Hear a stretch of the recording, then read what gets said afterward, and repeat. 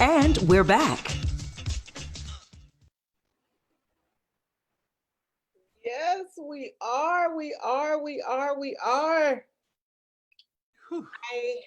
I, I, I can't even believe how much we still have awesomeness to go. Like, Absolutely. it is absolutely amazing. Our lineup, like, I'm excited. And that was just the community section. Like we about to dig into some words of encouragement and education. So right. Like, I mean, they only even got a taste right now. Like, they don't even know how much more we got. So if you haven't hit watch party yet on Facebook, I don't know what's wrong. Like, you should be doing that. And I cannot just tell you, those of you who are watching, how just crazy this was, that the next speaker who's about to come up, she is the Oklahoma State Teacher of the Year. Check this out. I was like ready to run with this, as we mentioned before break, like almost 6 days ago. And immediately she answered on Twitter, like, how can I help? I want to be a part. I want to be a part. And I was just floored because she's State Teacher of the Year for the year 2020.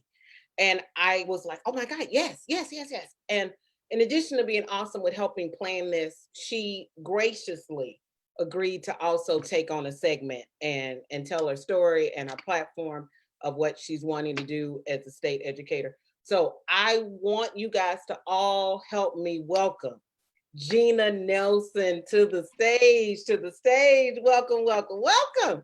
Hi. How you doing? Hi, I'm doing great. How are you doing today? One of the first things we got to go over is, you got to tell people about you and how much probably COVID has just rocked your plans of what you're going to do. Oh my goodness. And so it's just kind of thrown us all into a tizzy, hasn't it? Yeah. I really expected at actually next month to be in front of all of you at the OK Engage ceremony that we go on tour. And that was going to be kind of my big debut, to come out and get to talk to everyone. And of course, now we're going to do it in the cloud. Which is really hard for a person like me, because I am meant for live in person and not really for the screen, but I'm going to do my very best. Oh my God, you're doing amazing right now. Thank you. Like I'm in person with you. So again, like I said, nobody's really kind of gotten to know you. So tell us, like, what school, your background, why you became an educator, and then we'll talk about the situation that is happening right now. Absolutely. So I am from southeastern Oklahoma. I grew up in rural Broken Bow area, and I went to Elukfata Elementary School. Is a K through 8 K through 8 program, and then I went to Broken Bow High School. And then I actually left the state and went to Northwestern State University in Natchitoches, Louisiana. And yes, I was in Louisiana for quite a while. And then actually I pursued a degree in theater and a minor in dance. And that was my career. I actually was a casting agent, a director for quite a while, and then really started falling in love with volunteering and after school programs in the inner city Baton Rouge. And I started saying, this is what fulfills me. This is what makes me happy. And so I dropped all of that. I actually, the last film that I helped do was Ray, starring Jamie Foxx. We helped do some casting with that. And I said, that's it. I'm going into education. And I started working in public schools. I have not looked back, and I love what I do. And one of the things I want to say about that is that I didn't start out really well in school. I am one of those kids, we talk a lot about trauma-informed learning. That's really, really important. I am one of those kids that came from a trauma-filled household. And if it were not for public education, I would not be here. I can remember my fourth grade teacher even labeling me one of those kids. And I heard him, and he had said that she is one of those kids, and that she is probably going to end up pregnant or on drugs by the time she's 18. And that kind of stuck with me. And I think that from the rest of my life, it's almost been my mission to fight against any of those kind of words that I hear from educators or even from the public, because one of those kids did okay. We, did okay. So and it's one of the reasons, one of my passions in education is to fight for those who feel like they don't have a voice. Well, I'm going to be your voice and help you find your own until you can take the stage in front of me, and I'll just sit back and clap. Oh my God, that is so awesome. And I just thought, as soon as you said those kids, and I think it's even also just too common maybe in this state. I've traveled a lot now, and it does happen in other places, but it's rare that I don't run into anybody who don't have a those kids story. And it's just chilling, because it's like, why are you in education if you're gonna start sorting people? So okay, we could, girl, All there's day. other things we gotta talk about. Sure. There's like already, I know you've been watching, we've talked about how just education really needs to change, and especially Absolutely. to people of color. Like what message would you have? Because there are some educators on here, there's gonna be educators watching.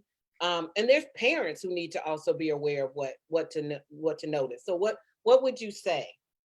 Okay, so the first thing that I would say is that everybody needs to listen.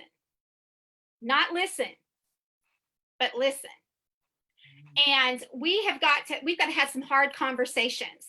We've got to start rooting out the systemic racism that we have in our education system. There are things that I truly believe that are set up that actually are going to inhibit and prohibit our students of color from succeeding. And we need to address that. We don't need to shy away from those conversations. We also need to speak up and speak out. If you hear a colleague say something, whether it is out loud racism, or if you know that they're doing microaggressions in their classrooms, it is our job as an educator to say something, because those kids are our kids. Every one of those students are our kids. And I hate that phrase, those kids, because like I said, I am proudly one of them. And we have to start then also having the conversation about representation. Representation, not only in history, but in all of our subject matter. Every student should be able to see themselves in a novel, and not as a victim, but as the hero, as the leader. They need to be represented in their writing and in all of their classes. And our students need to be taught by people of color. We need to start recruiting more. And people are like, well, where do we start recruiting? You start in middle school. You start in middle school, or you start in elementary school, and you go to the kids and you're like, you would make an amazing teacher. Yes. You would make an amazing teacher. And I can't wait. And I try to do that as much as I can. I think that as educators, we need to start celebrating our profession. We celebrate our profession. We create every occupation in the world. We are not essential workers. We are irreplaceable. And we need to start celebrating what we do, not only for our communities, but for the world. It's not Sunday, but you just preached. Like you just preached like it was Sunday. And one of the things that I love, like I now you've converted me. I never thought about the middle school level as a recruitment aspect. We thankfully have in my school a teacher prep academy to help start growing kids. But I often would say in the phrase, I was like, we need to bring sexy back to our profession. We need to jazz it up. We need to make it attractive. We need to make it much more affordable, and don't be telling people not to go into it. So I'm so glad that you said that, and that you said it's middle school. So school year is about to start. Mm-hmm. We don't even know what that's going to look like. I don't know. Things you've already thought about in terms of what teachers need to start thinking about when instead of calling them those kids, thinking about what really is happening with them and how we could support them. What are some things we could do? Well, the first thing I would say to teachers and administrators right now is that realize that our kids have been away from us for 6 months. Once we hit that August, September-ish deadline, they have been away from us for 6 months. Before we start worrying about how far behind they are in school, let's take care of the social emotional needs. A lot of students have been in some form of trauma now for 6 months. They have either lost people due to COVID-19. They have had parents who have either lost their jobs or been furloughed. They are watching the world burn right now. And we need to focus on the kids and relationships. And I know people are like, well, how do we do that 6 feet away? How do we do that? This is a generation that has been raised on the screen. So we have got to find a way to connect with them where they are. And we are going to, and I will say, Oklahoma teachers are the most creative people I know. And no matter what they throw at us, we're going to be able to figure it out, because we know at the basis of it, we got to start with the relationships with those kids. That's what is important. So before we worry about 6 feet and mask or no mask or this and that, we've got to start back at the basics and say, what can we do to connect with these kids that have been away from us? We got to show them that we love them. We've got to make sure they feel safe, because you can't learn every piece of research. You cannot learn if kids are in the throes of trauma. And we've got to make sure that school is not just about standards and testing. School is about the connections that we have. And there are different kinds of learning that need to go on. But we got to start with what I talked about earlier, the listening first. Yeah, when you mentioned the caring part, it reminded me, and how long, like I have not processed how long it will be since I seen some of my students. But I, at the end of the school year, text them all. And I'm so used to always loving on them that I didn't even think about how much that means. But it was so amazing, the response that they had. And they were like, I'm so glad I heard from you, Miss Northfar. I'm so, like, sometimes I think we just forget how little it has to be to show them that we love them and that we care for them, and that we're in this with them. Yeah, that was all so perfect. As we wrap up, like, what would you want to leave with people? What do you want them to know most, especially in this moment that we're in of change? Okay. Whew, so many things. But I will start with this. It's that I think that once everyone found out, that they weren't coming back to school, I think there was a shift on the way they view public education. And I don't want them to forget that. I want them to all remember that these kids, they need their teachers. They need to be in the school, and how important the school was to feed them, to love them, to provide that stability that they all needed. And that public education is saving lives.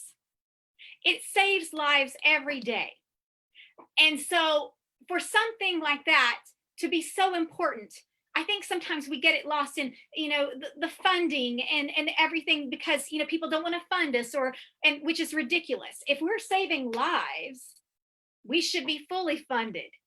And that means that everyone should be an activist for public education. I heard you talking earlier about how teachers were becoming activists. All of us should be activists for public education, because it's for our kids. And investing in our kids is the greatest investment that we can possibly have. You invest in kids, you invest in education, you're going to create a better economy. It just makes sense. And so we've got to all work together. It can't just be teachers always asking for things. It can't be parents. It can't be politicians. It has to be all of us working together, and we can do it. I talk a lot about a revolution of morale that I want to start this, and this year when I get to go out or talk to people, and I believe so wholeheartedly in that. I am not naive, but I believe that we can actually do that if we all work together. So what I'm saying to everyone is that, Come on, contact me. Let me celebrate you. You want me to come to your class? Let me celebrate what you're doing. Come to your school? I will do that. All you have to do is contact me.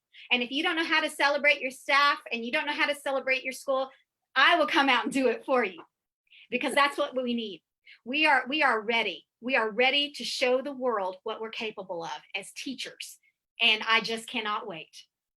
Yeah, I agree. Well, how can they reach out to you? Because I know a whole lot of schools you need to go to. Well, okay.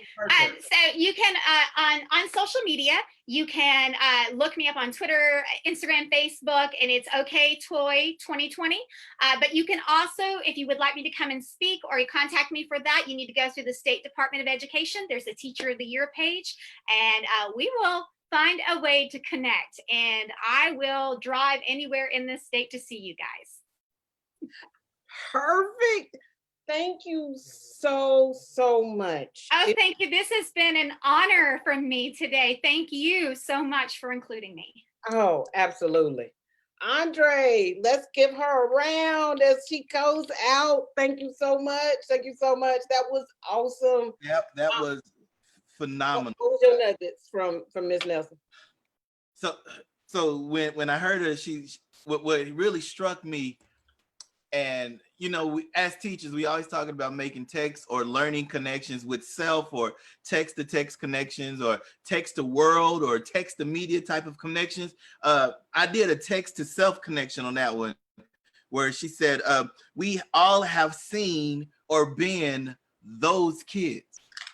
So then it struck me for just a moment, because I can remember teaching a class, elementary class, and the entire class being those kids, and how the entire world or the outside community thought that school was really, really bad. And it's because it's those kids.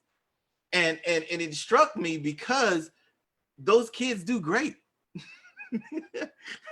I am legit one of those kids that's not supposed to make it. You are one of those kids who weren't supposed to make it.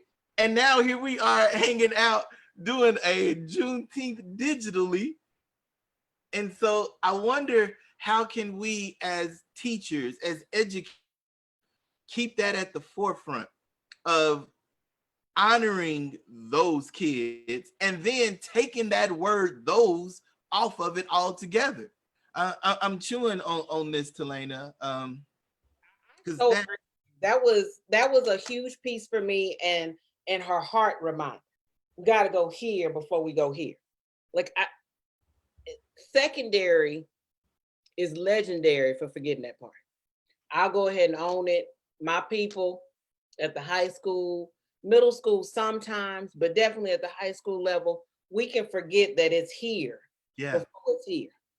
And if it's here, to me, that's the first step to stop doing the those. It's like, right. You care about them, it ain't the those no more. It's not those people. And that's definitely gonna happen in this prediction. Oh my God. Yeah, it was, she said a word. And then funding education. Oh, I was like about to go run, like I was in the Baptist church. Absolutely. Fund education.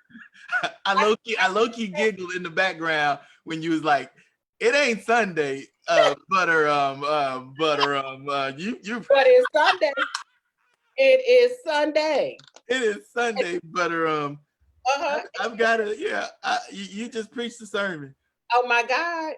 It's a huge, and what's so funny is we really got it like there, because parents really do realize that they are not trying to do like they ain't trying to do that. They're not trying to be the main teacher. They want to be a parent teacher. Like, it's definitely some teaching and parenting, but 24 hours a day, 7 days a week, no, they wouldn't sign up for that. Yeah. What I'm loving nationwide, and actually worldwide, because the more and more we're seeing like different international cities joining in this fight. I love that the world is now wokish. Like, we're not all the way woke, but we're like waking up. You know how like when you're sleeping, you first wake up and you got the crust in your eyes and you're yawning and stretching. Like, I'm loving how the world is being wokish to how we've treated people of color, specifically Black and brown babies. And so I'm enjoying these conversations that we're having and the conversations in the chat, because we're realizing, wokish, that Black lives do now matter. And so I'm really, really cool with that. I think I'm so glad one of our next people has a word of encouragement for us. Yeah. Connie Johnson, if you ain't lived in Oklahoma long, that's the only reason why you probably don't know about her. Like, I mean, do you not, like, I don't even think I have any memories of her not being an advocate at every level of the game. Do you have any memories? I don't have any. So I know, I knew of Connie Johnson, but I know her son more. Her son and I went to the Langston University, the only HBCU in Oklahoma. Okay, I rock. I stand. You just had to step in your alma mater. I ain't mad at you. Yeah. So I met her, well, through her son, because her son played saxophone at Langston University, and I was in the band while her son was in the band, and had no idea that was that they were related whatsoever. And then it was really cool because during the teacher walkout, I had an opportunity to meet her, and I was like, okay, let's just take a walk. And so remember when everybody was at the teacher walkout and we were doing all the laps around the Capitol thinking that, education was going to be changed because of all that thing. It was really good just to kind of sit with her and hear her heart. And even though we're having some difficulties bringing her in, the heart was, now. We have her on the phone. I'm just to try and unmute her and see. I hope I'm ready for her word. Okay. Connie Johnson, is that you? Yes, this is me. Hey. Hi. You. Hi. We are really happy that you're here with us. And we also understand that technology may be a little iffy with the storm happening in Oklahoma City right now, plus the connection of the phone connected to the internet. So we'll give you just a few quick questions, and we appreciate the time. Connie, can you just kind of give us an idea of some encouraging words during this Juneteenth? I think the most encouraging thought that I would have is it's a unique moment for unity, not only in Black communities, but in every community across the world. Juneteenth symbolizes the emancipation of the last group of people to be freed in America, Black folks. And the thing that gives me hope is that maybe what's going on right now around this moment will be the inspiration for more of us to vote and to guarantee our votes using certain strategies. But Juneteenth essentially gave everybody liberty and freedom to enjoy the American way. And at the heart of that is voting. So it's been my joy to, in this last few weeks, keep pushing and encouraging everybody, especially registered voters, to sign up to vote by mail and to vote by mail on Juneteenth in order to pass State Question 802, which is Medicaid expansion in Oklahoma. So that's my hope, that once you do that, you'll get notice of every election 30 days ahead of time. You'll be able to check and see, make sure that your voter registration papers are in order at the county election board. So it's a time of strength and empowerment. If we can view it as such and build on it, I think it's an amazing thing what's going on all the way from Congress down to Tulsa, Oklahoma tomorrow. Things are really progressing with regard to what this holiday means in America. So that's what gives me hope, is an encouragement, is that we can all participate finally, and we can do our best participation by guaranteeing our votes and voting by mail. Yeah, I love how you brought that up, brought that out, saying to honor the Juneteenth ceremony, people just now start voting by mail because we know that voter suppression continues to happen. So I really appreciate you lifting that up, Ms. Johnson. Any way that we can follow you online? Do you have a Twitter? Do you have a Facebook? I do. My new company, Advocacy Works, is just getting social media live. So, you see how long it took me to get on this call. I am not the one. But Senator, I have my Facebook page, Connie Johnson. Mm-hmm. And then I also have the State Questions, Say No to State Question 776 page. These are on Facebook, where we fought to keep the death penalty out of the Constitution in Oklahoma. And then I've got a Voting Matters page, but right now my most active page is Connie Johnson. It's a picture of me and my children and grandchildren. So yeah, that's where I am. Well, Ms. Johnson, I truly, truly appreciate you spending some time with us and hopping on the call with us. And we're sorry the technology didn't work, but I appreciate you jumping on the phone with us and just giving us a few moments on this Juneteenth. Well, it's my pleasure. Thank you for inviting me. And any way we can get the message out that Juneteenth is a noble holiday, and it's time for it to take its rightful place in American history as a national holiday with full honors. And it's ironically at this time that it's a voting moment. Primaries are going on right now, and especially in Oklahoma, and we can show our appreciation of all the people who died, the Black soldiers whose entry into the war on January 1st, 1863, turned the war in favor of the Union Army.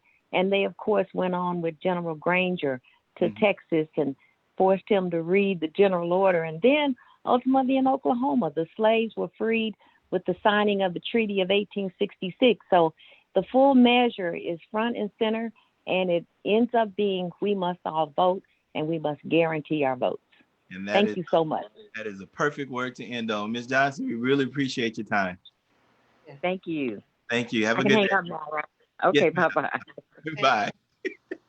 And we got another word back. Jacob Resenkrantz, a current House of Representatives, is on with us.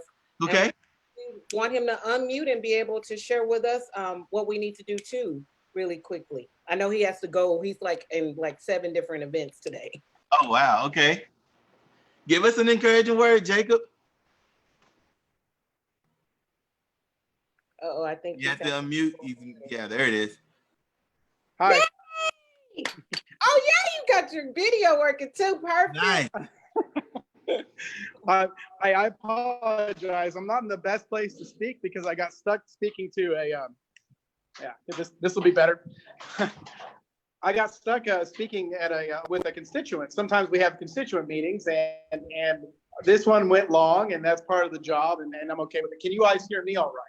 We can, and we appreciate you fitting us in. We just wanted to just have you be quick so you can get back of what we need to know and what we need to do.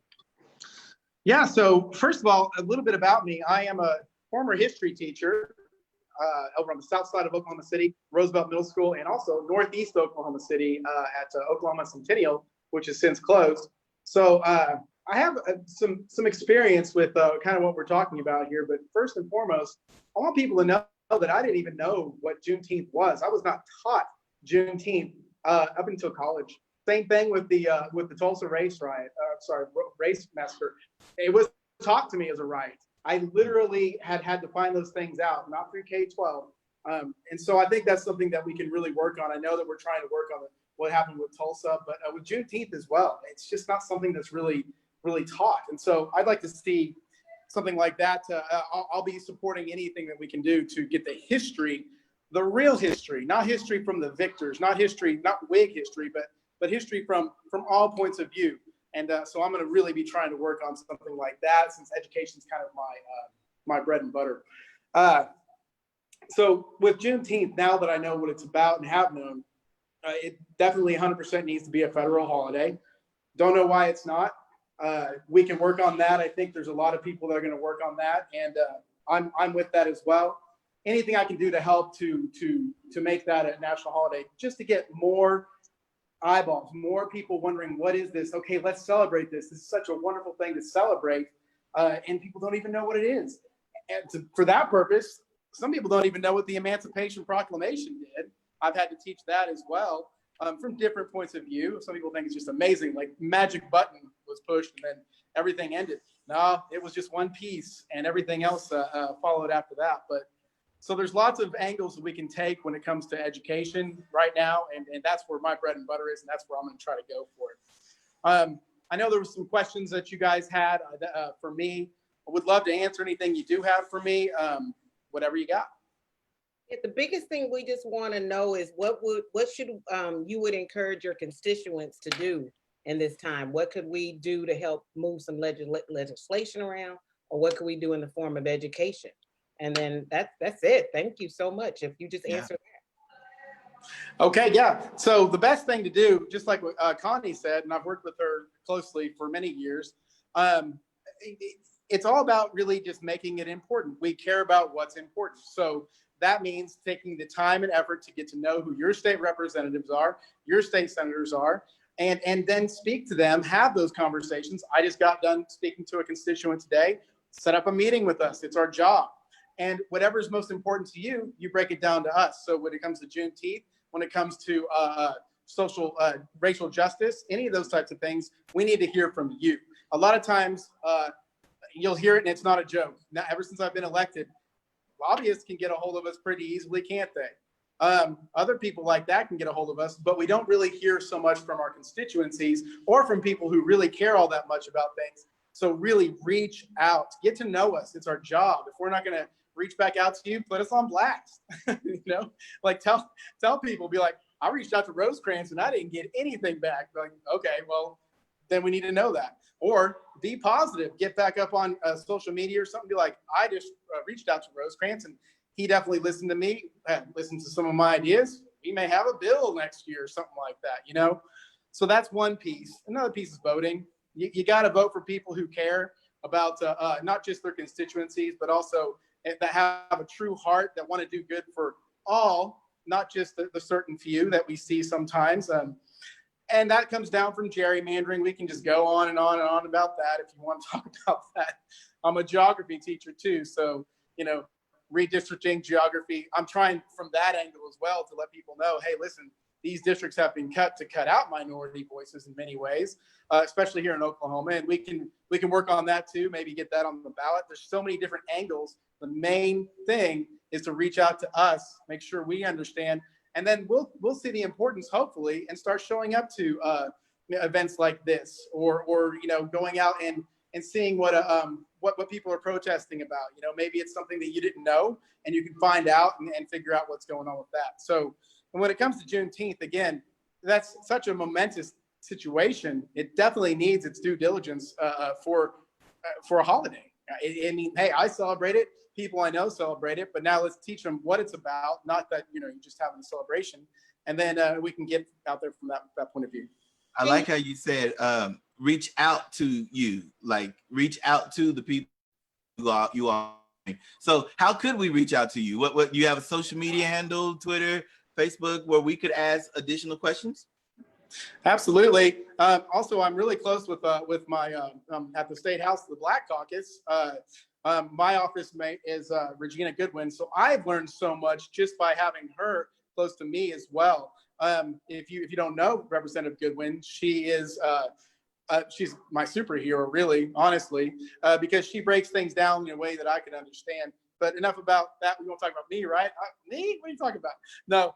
So you can get a hold of me so many different ways. I'll answer even Facebook messages. So I have a representative page. It's Representative Jacob Rosecrans, and that's Rose like the flower, C-R-A-N-T-S, not Rosencrantz. It's German.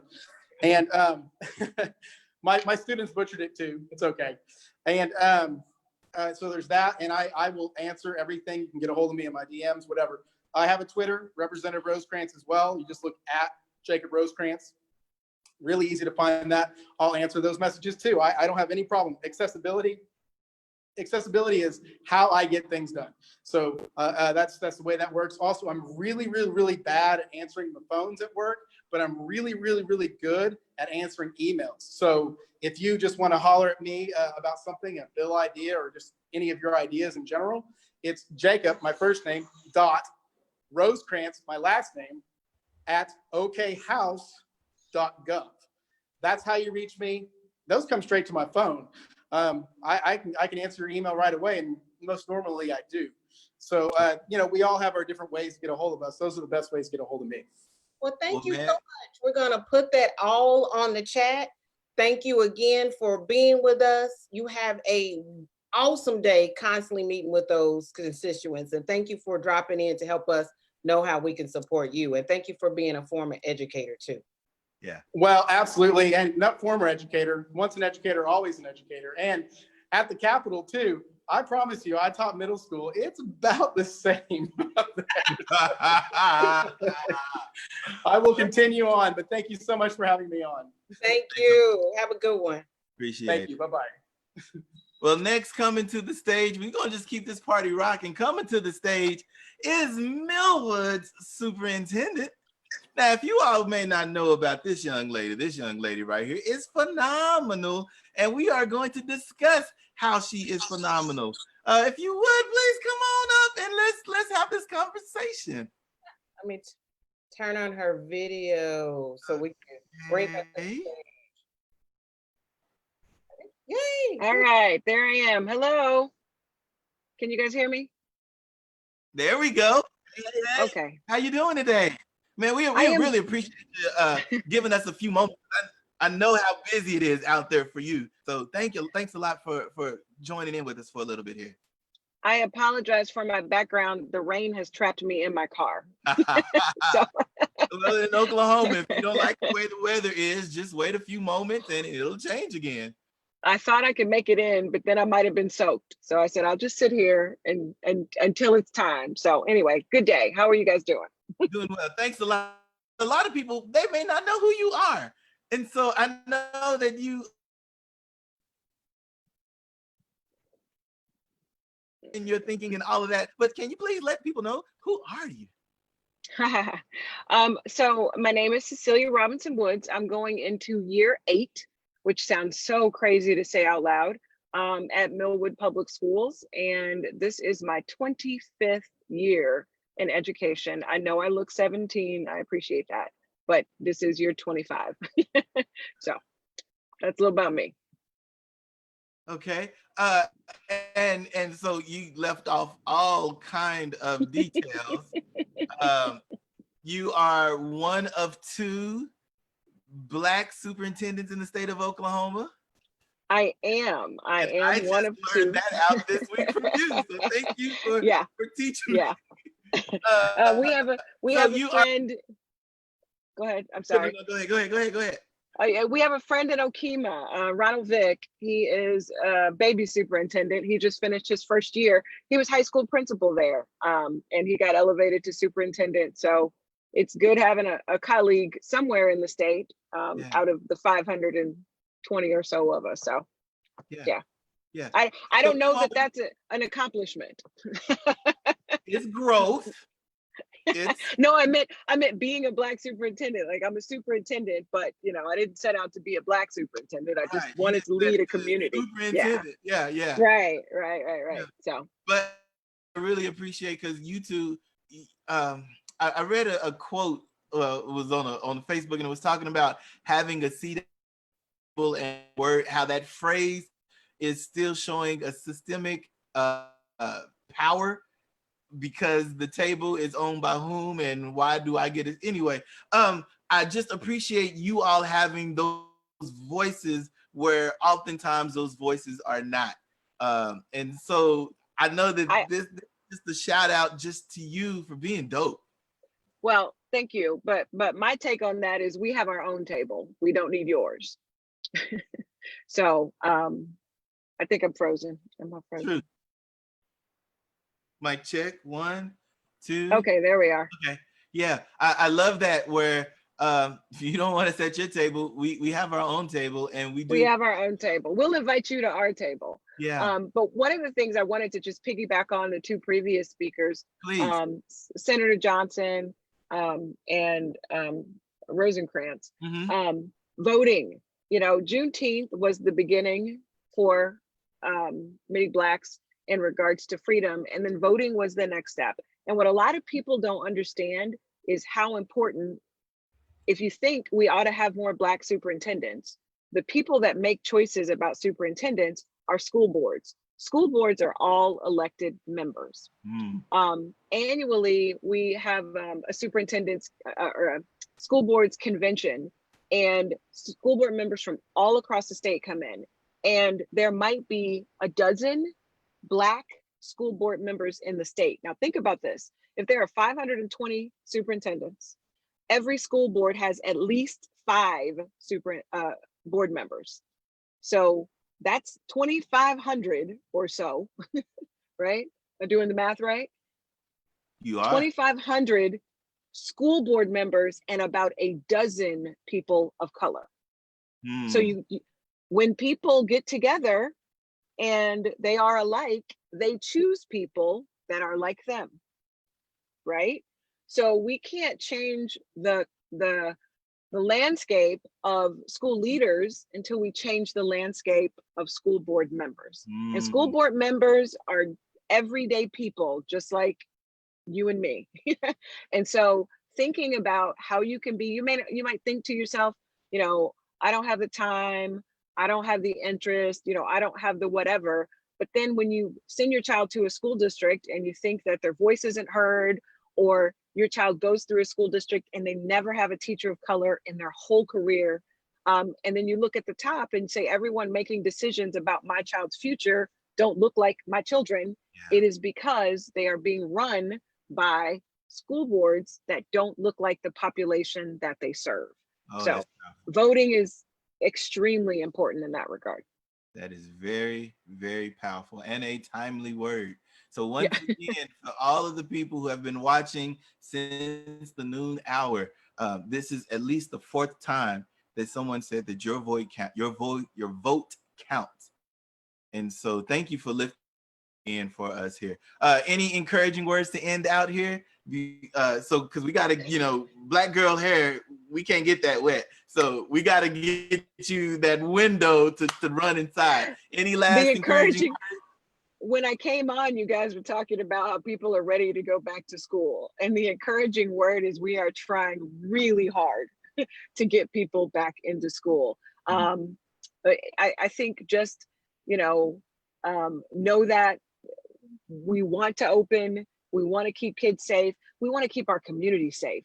I don't know that people see schools that way, but if you bring a bunch of kids and you might just think it's someplace they go for the day, right? But they come back into your communities. And so having kids together, not having proper plans, not being safe is our biggest fear. So we are all, when I tell you, I don't know a superintendent, we had one call with a group and one of them was in Florida and everybody's like, how'd you get a chance to go to Florida? Like we have not wound down at all. And we're doing everything we can to make sure that we're ready to open. That's the good news. And then I also need everybody to just be patient with us and understand that our number one goal is everybody's safety. And so we want to start and we want to get things going, but we need your patience. So well, we truly, truly appreciate this time. Thank you for having me. I tell you all the time, you're one of the dopest people that people may not know about, but we need people to know about you because you are doing phenomenal things. And we didn't even get a chance to talk about how your team met with another team and you guys talk race relations. Okay. So we're gonna have to invite you back at another one of these. Well, and I will touch on that very briefly. Okay. That was the coaches. I literally just walked in the weight room and they were sitting there talking and it developed. But this was a coach from Christian Heritage, the white coach, who was checking on his Black coach friend. That's how that started. So that was pretty powerful. But one of the other things that I sent out, or the district sent out to our constituents about all of the civil unrest is, we get it. Everybody, every kid, I got 97% African-American kids, which means all my families are brown. Mhm. About 80% of my staff is brown. So when we go through civil unrest, we feel it all the way through at Millwood. And so I do appreciate that. Yeah, we'll have to talk about that another time. Yes, we will. All right. Truly appreciate you hanging out with us, and Thanks for having me. and stay safe and dry. All right. Have a good one. Thanks a lot. Thanks a lot now. So coming to the stage next, we've got two more people. Go ahead and slide on in here. Come on, Felix. Come on, Milton. Well, we're talking education, and this is the perfect opportunity to talk education as Black men. As Black males. I'm so happy to see this before I go. I just want to do that normal wife thing where I'm going to interrupt for a second and then I'm out. Okay. So go ahead and start us off, Milton. Tell us a little bit about yourself. Tell us where you teach, all the good things, and then we'll do the same for you afterwards, Felix. All right, my name is Milton Bowens. I taught for 10 years at Northwest Classen High School, Go Knights with Talania. I currently now work for the K-20 Center at OU for Education and Community Renewal. And I'll be in a couple of months working for Chickasha Public Schools for their improvement of schools, practices, instructional practices, and their graduation rates. So that's kind of what I'm doing now. And shout out to you going from Northwest Classen to K-20 and helping out at the K-20 Center, and now pushing the work and moving it forward to Chickasha. All right, go ahead, Felix. hello, everybody. This is Felix Paul Linden Jr. in that order, and I am a proud product of Oklahoma City Public Schools by way of Star Spencer, Whoop, whoop. Green Pastures, and Star Elementary. So that's where I'm coming from. Graduate Oklahoma State University, master's at UCO. I've been teaching now for 10 years, all at Roosevelt Middle School. I've taught everything from yearbook, which we just finished up this first year as, Avid, English, ELA, creative writing, and I'll be returning to Roosevelt August 10th, hopefully in person, doing 8th grade language arts. And I'm happy to be here today with you guys, and thanks for the invitation. Absolutely. Thank you all for accepting it. Because we're just gonna, it's just us and nobody else is watching. We're just gonna talk real and raw. So the other day I'm flipping through the social media, timeline, and I stumbled upon a post, and the post said, "When was the first time you had your first Black male teacher?" And then just reading the comments and the thread from that alone struck me to my core. So I want to start off with you fellas. When was the very first time you had your very first Black male teacher? I would say the first time I had my very first Black male teacher, like an actual teacher, was in college. I had Dr. Fred Hammond at UCO. Oh, okay. Felix, how about you? Yeah, so I mean, even though it was PE, Mr. McKinney, when I was in Star Elementary, and he also did after school duty. But when I went to OSU, I didn't have one till Dr. Kirksey, Jason F. Kirksey, which would have been my junior year minorities in the American political system class that I took as a extracurricular class. So it was 3 years, almost 4 years when I was in college before I had a male African-American teacher. Yeah. So as you all are both African-American male teachers, how does your influence help students in your classrooms or in the school? I would just say that representation matters. And I know this will probably be a controversial thought, but I'm gonna put it out there anyway. Okay. Just any old Black won't do. Right? Because you have to know who you are as a African American and love who you are. Yeah. Because if not, you could become toxic to your African American, your Black, your brown, and even your white students. Because if you don't know who you are, if you're not owning the fullness of who you are, then you can really become a stumbling block. But in general, I think having a male presence, having an African American presence in the schools shows students something that they can aspire to. They have someone they can identify with. I've even had students tell me that just me being there made them feel a little bit safer. I've had that too. What about you, Felix? So as a middle school teacher for 10 years, I have the firm belief that high school starts at middle school. And I think it's very important that we, as middle school teachers, we try to empower as much as we can at an early age. And what I feel as, oh, there's some thunder. Okay, sorry. Oklahoma. Yeah, this is live. Go ahead. Yeah. But no, I just think that as a Black male teacher specifically, you know, I try to let the kids know, hey, man, this is what life is all about. You have to start preparing them to be men and women for that matter. And I think that being encouraging to a lot of the students that I have, you know, being Hispanic largely, but most of them, you know, we're going to be Title I, you know, free lunch eligible kids, lack of opportunity, you know, across the board and OKCPS. And so, you know, I just think I have to show them that even though I may be Black, that I still had to work hard to overcome, and I'm committed to them. Yeah. Because I could go, you know how many times in April, hey, Edmund's calling, hey, you want to come up here to teach, or somebody else, UConn or Must. I've had so many people ask me if I want to come work for them, and we need you out there. I'm like, no, y'all want me out there, but they need me here, and they too, because that's how I look at it. Because I think we are a rarity in education, and I would much rather be where I know that I'm gonna have a bigger and more immediate impact on our students, just because I'm gonna have the same background, first generation college, grew up in a pretty poor environment, but we didn't let that define us. And so I think it's very important for them to see themselves and who's teaching them. And that's why I feel that I'm making an impact right now.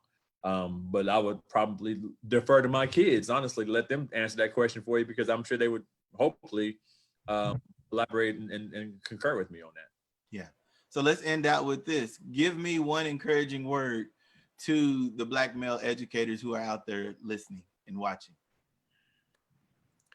If I had to give one encouraging word is this: don't shrink yourself to make a broken system feel more comfortable and more powerful. Be yourself, be your unique, God-given, God-created self, and know that what you do for your students matters. Know that your presence should matter to your colleagues and your administrators, and know that this work that we do is divinely inspired. Mm-hmm. And so don't apologize for being Black. Don't apologize for being educated. Don't apologize for being who you are, but be authentically you. Be authentically you. Awesome. Felix? What I would say is, all that you said, Milton, I would have to concur with that.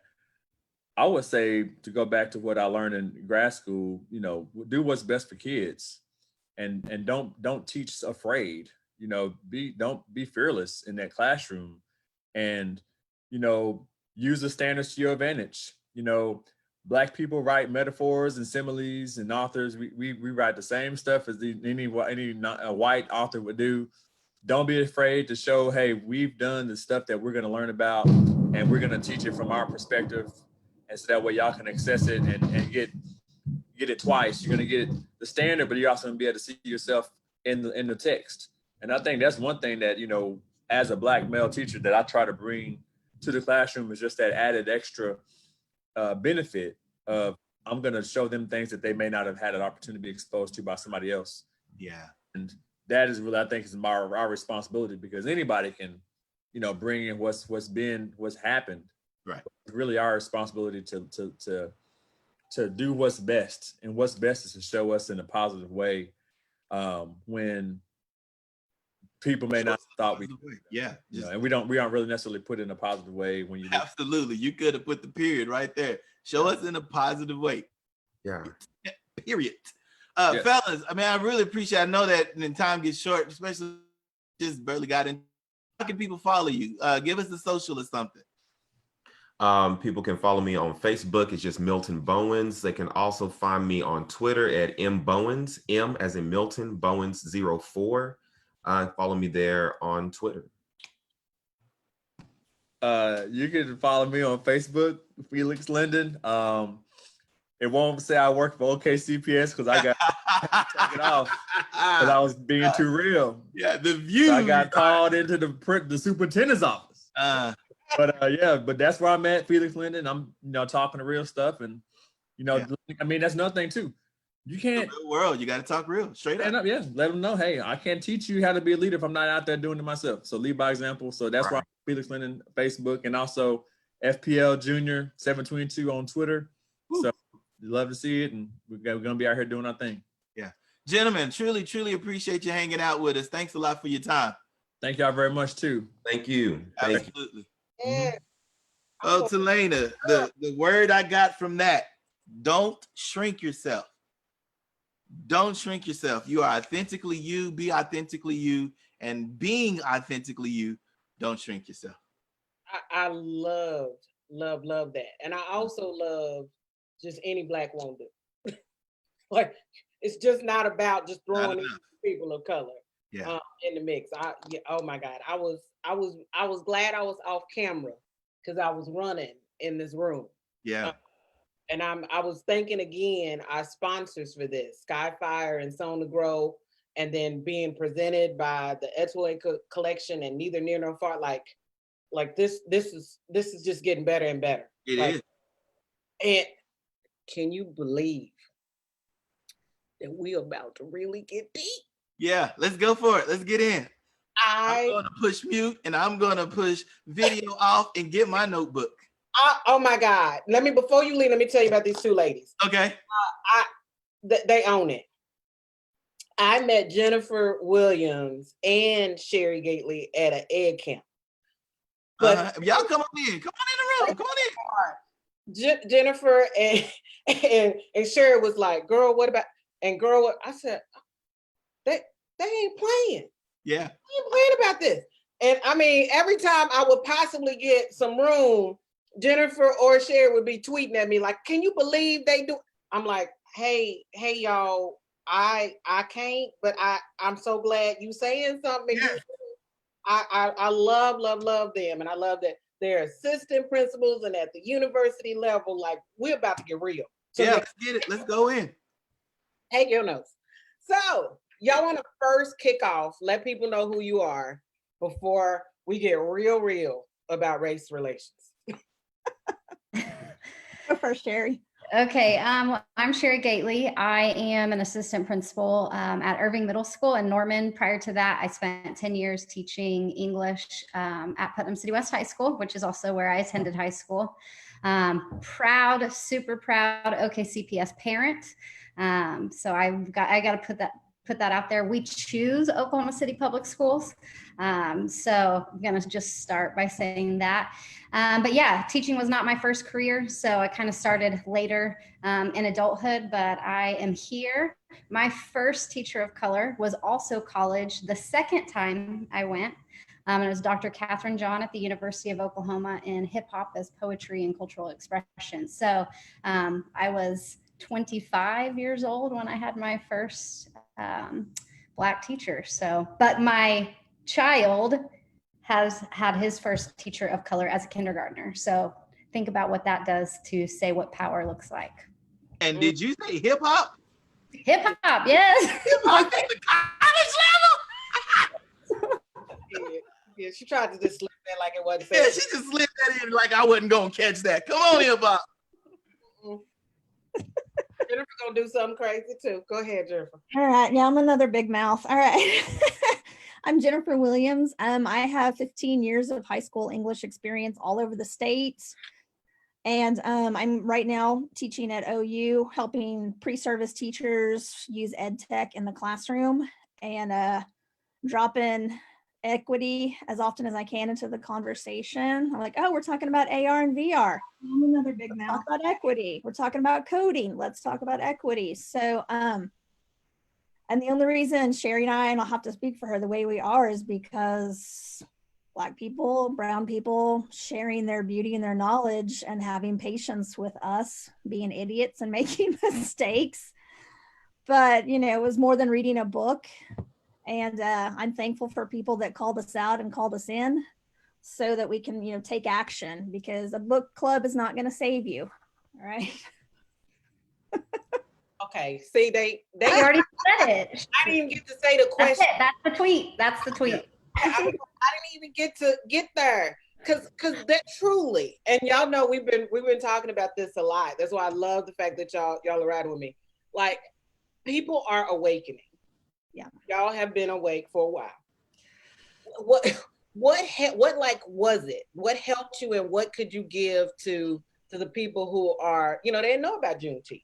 They didn't know we were getting like George Floyd was a floored event for them. Like, how help them out so that I don't have to get the tweet. For me, I'm not sure. I feel like I came to it kind of bit by bit. Part of it, you know, I was raised colorblind was the right thing to do. And I thought if kids just would take off their hoodies and pull up their pants and speak proper English, we'd all be okay. And taught the universal experience, but I didn't know that I was causing harm. But as I started questioning the literary canon, for those who don't know, it's the dead white dudes that we still worship, you know, and as I started questioning why I was teaching these books, it finally slowly occurred to me that I was denying a lot of my students their humanity and insisting that they see themselves in these dead white, mostly straight dudes. And I didn't even see myself in them. And so, yeah, I think mine came slowly. And then I have to say, I went to a conference one time, and probably the best professional development I've ever been part of was a 2-hour conversation. I mean, they closed the doors and we talked about race. And and I was uncomfortable, and it was the best place for me to be. Yeah, best place for me to be. So uncomfortable. Would you just answer this, share? How would you encourage somebody to have those types of conversations? Ooh, well, girl, that's a loaded question. Yeah. So I would say that first, I do think it starts internally. I do think reading the books and listening is a good thing. But I also think that it's on us white folks to get our folks. Yes. Right? Like, the burden is not on, the burdens are not, should not be on our Black friends or brown friends. It should be on us, right? If we can Google where to go get brunch, we can figure out how to start having those conversations. Y'all have been having those conversations for a long time, for 400 years, right? Like, you are done and tired of having those conversations. It's our turn to hold each other accountable, to start with ourselves, but then to intentionally change our actions.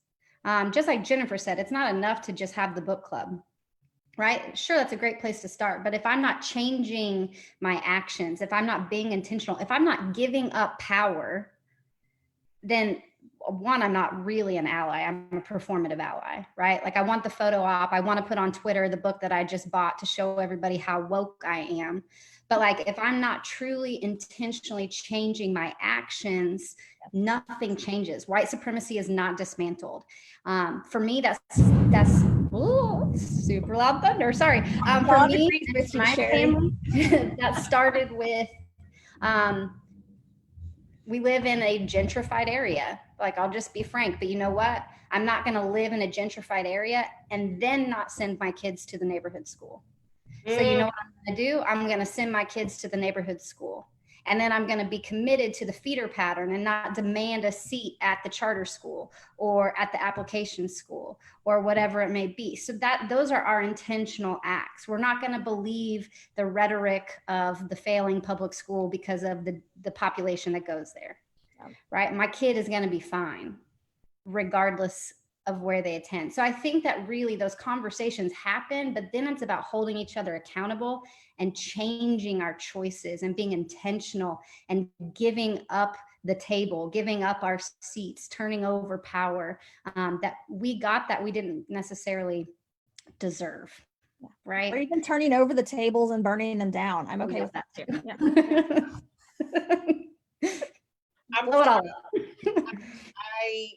You made a mistake asking us.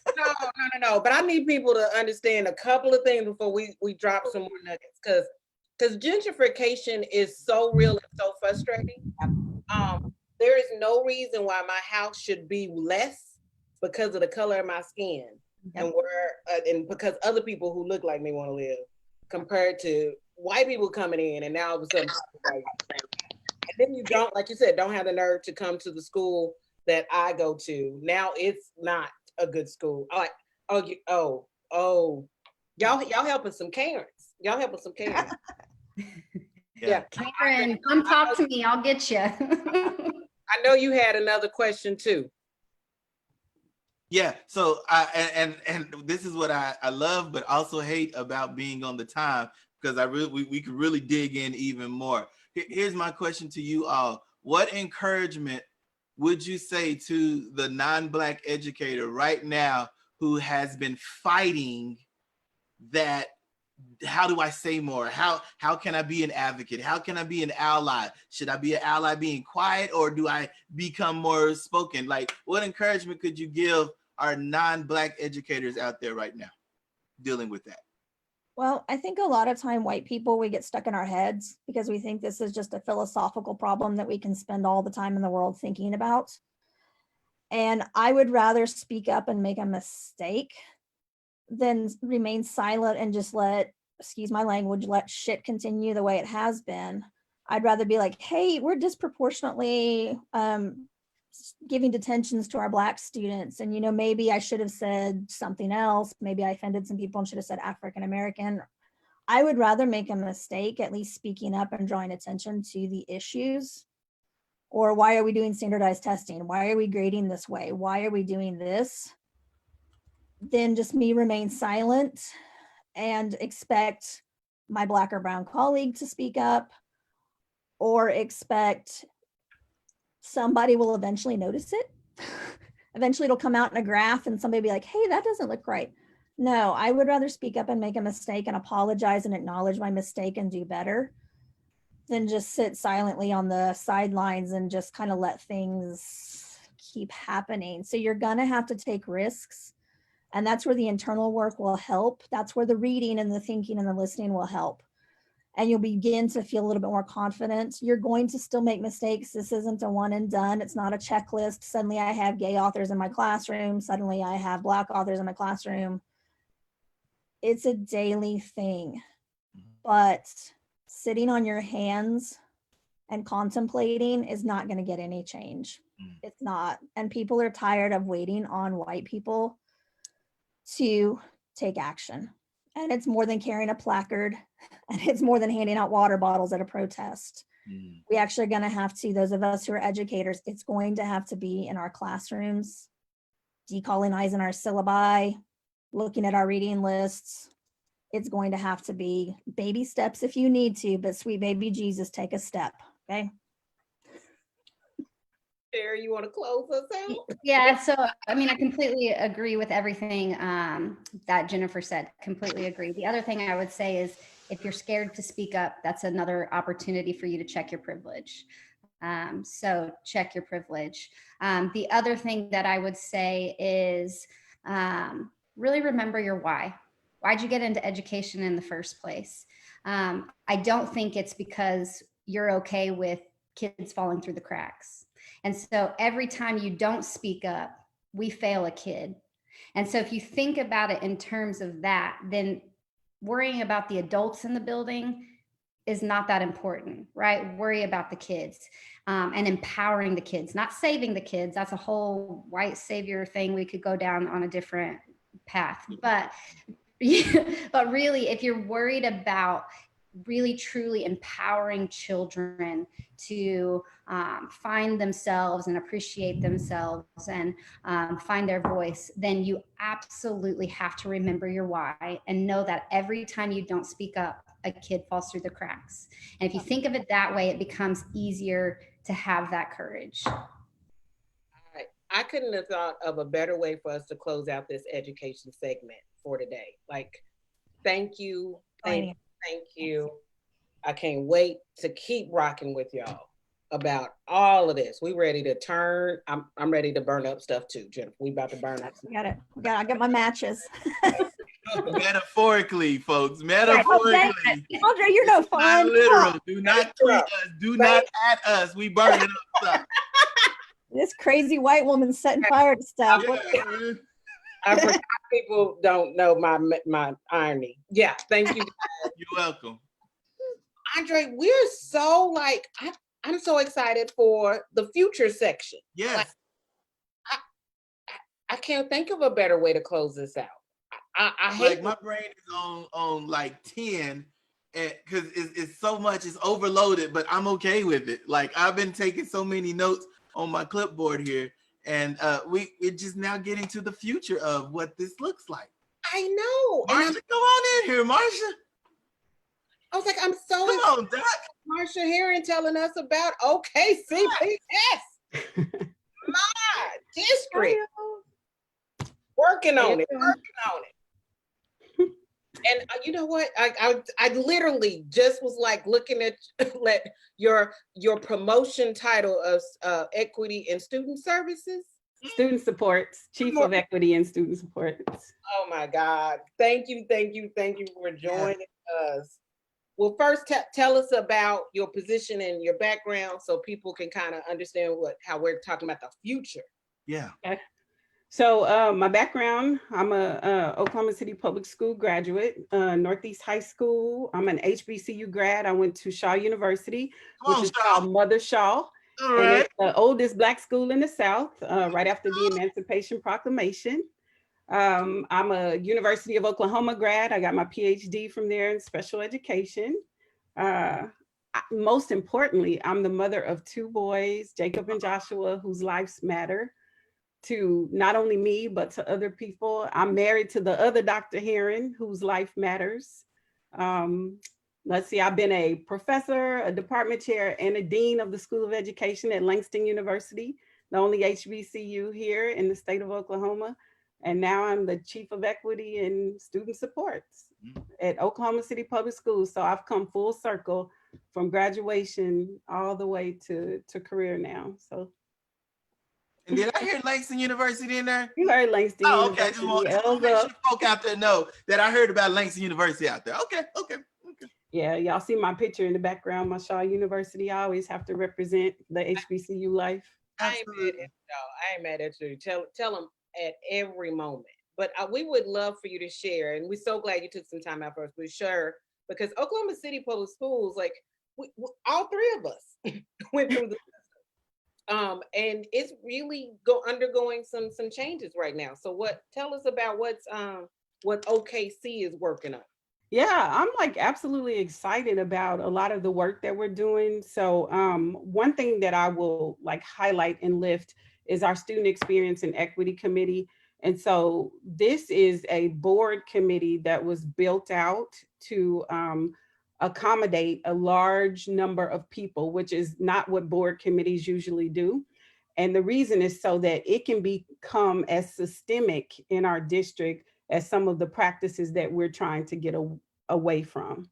So Ms. Vios, who's the board member for District 5, she is the chair of the committee, but it's got almost 80 people sitting across 10 dimensions of educational equity. So the Alliance for Resource Equity, which used to be Education Resource Strategies, and the Ed Trust got together and they created this conceptual framework almost of like, how do you know you're doing equitable schools, right? How do you know you're being equitable with people, time, and money? And so we adopted that framework for Oklahoma City Public Schools. It really does look across 10 dimensions of our operations, including how we hire teachers, what does that process look like for principals, school funding. It looks at whether or not we're creating positive and inviting school climates, what our student supports look like, high quality early learning. So there are all these different dimensions that we're looking at. And so what we sought out to do was create champions for each one of those dimensions. We're very, very busy in our capacity, in our various roles. So things get missed. Our community members, our agencies that we work with, our community partners, just district staff, they are paying attention to these operations, and they can call out when we're not being equitable, right? So now we have people who are really paying attention to those areas. We're in the very beginning stages of this thing. And what's so exciting about it is you have people who are starting to talk about equity in ways that they never talked about it before, or even think about equity in ways that they've never thought about it before. So especially when we look at our feeder patterns, for example, you have people who will say, wait a minute, I need to make sure that that doesn't still look like what redlining did to us, right? So in the district, that may not be a perspective that we're coming from as we're making operational decisions, but this group is now pushing in and saying, let's collect some data on this. Let's make some recommendations about that. And so, Talani, you sit on the the Student Experience and Equity Committee. So, I am sitting on every committee that in Oklahoma City Public Schools. That's right. That's right. Here's a question for you, Marsha. First, do we call you Dr. Marsha? Well, you know me, so you call me Marsha, but okay, but that doctor costs money, and I want to make sure that we honoring that doctor. Okay. Anyway. Well, it didn't for me because I got a full ride. So. Come on, full ride. Come on, full ride. Yeah. All right. That's a tangent. So here's a last question for you.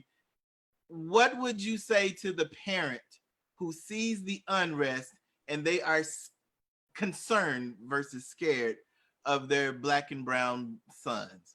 What encouraging word could you give? What encouraging word? We see them, they matter to us. We have people in place, at this point who are calling things out, who are saying things without fear.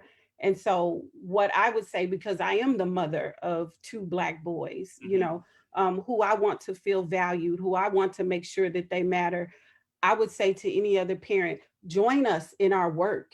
Let your voice be heard. Get on one of our dimension committees and tell us the things that you see. Tell us how we might have damaged you by the agency of our schools.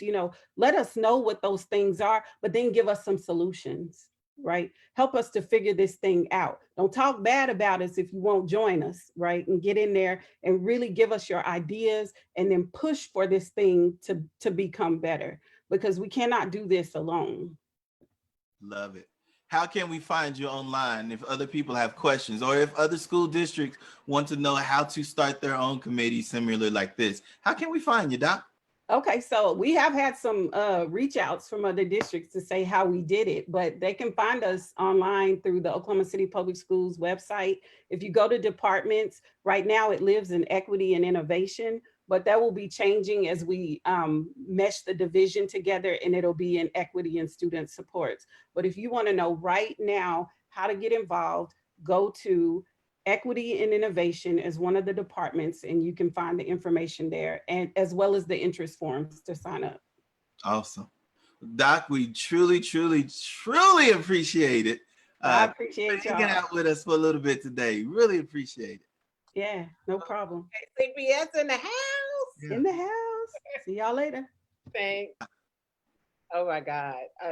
I like the part where she basically said it's okay to complain about it, because we all see it. But after you complain about it, what are the action steps? How are you going to help? It's okay to see the problem. We all see the problem. You're lifting the problem to us, but now help us find some solutions to these problems. So the people out here who are listening and watching and attending, it's okay to call out the problem, but just don't stop at the call out. Start thinking and cultivating some ideas and some solutions to help fix that problem at your super board. At your school, at the county board, wherever it may be, at your job, at your church, at your organization. It's okay to do the problem, but don't just do the problem and start finding the solution to that problem. Work together to make it happen. I thought that was really dope, Talena. I do too. And I think it's a great segue for our next speaker, because one of the things when we were doing this, we were talking about, well, what can, like, let's end with what's next. What can people do? And in our last segment at the end, Jennifer and Sherry brought up great points about what needs to be done. But this person's about to really give you a lesson. So all of our non-people of color, you are about to get some strong help. I cannot wait to bring Rebecca K, almost Dr. K. She's working on her doctorate. Come on, almost doctor. Come on, almost doctor. Finished, Talena. You we was supposed to graduated. Oh, COVID hit. That's what happened. Okay, never mind. We weren't gonna celebrate, but we're still going to. Yeah, let's celebrate right now. Congratulations, Dr. K. Congratulations, Dr. K. Thank you, thank you. Thank you so much for coming and spending this quick time with us to help us know, what we could do next. But before, please tell us a little bit about yourself. My name is Rebecca Kay. I work for Oklahoma City Public Schools. I have spent my career in working on issues of educational equity. Right now, I focus on data and information and accountability systems within Oklahoma City Public Schools, as well as technology. So we've got a lot of work to do this summer related to that. But I think more importantly, and the reason that I am here today is that I am a very passionate believer that the problems of white supremacy and racial injustice are squarely on the shoulders of the people who hold the power, who usually look more like me. And that's a conversation that needs to be had more. And so I am excited to be here to share a little bit about kind of how I think about these issues and how I try to live into the practice of becoming an accomplice, moving beyond being an ally. Oh my God. You cannot believe how people are so ready for you. Like what happened before, I know they were sort of like, I need more help. I need more help. So I'm going to let you share your screen, and I'm going to give you more screen space by turning off my video and letting you teach us for the next few moments. You know what, I'm not so sure that I can teach, but I can certainly share my experience. You have taught me so much, so yeah, you could teach.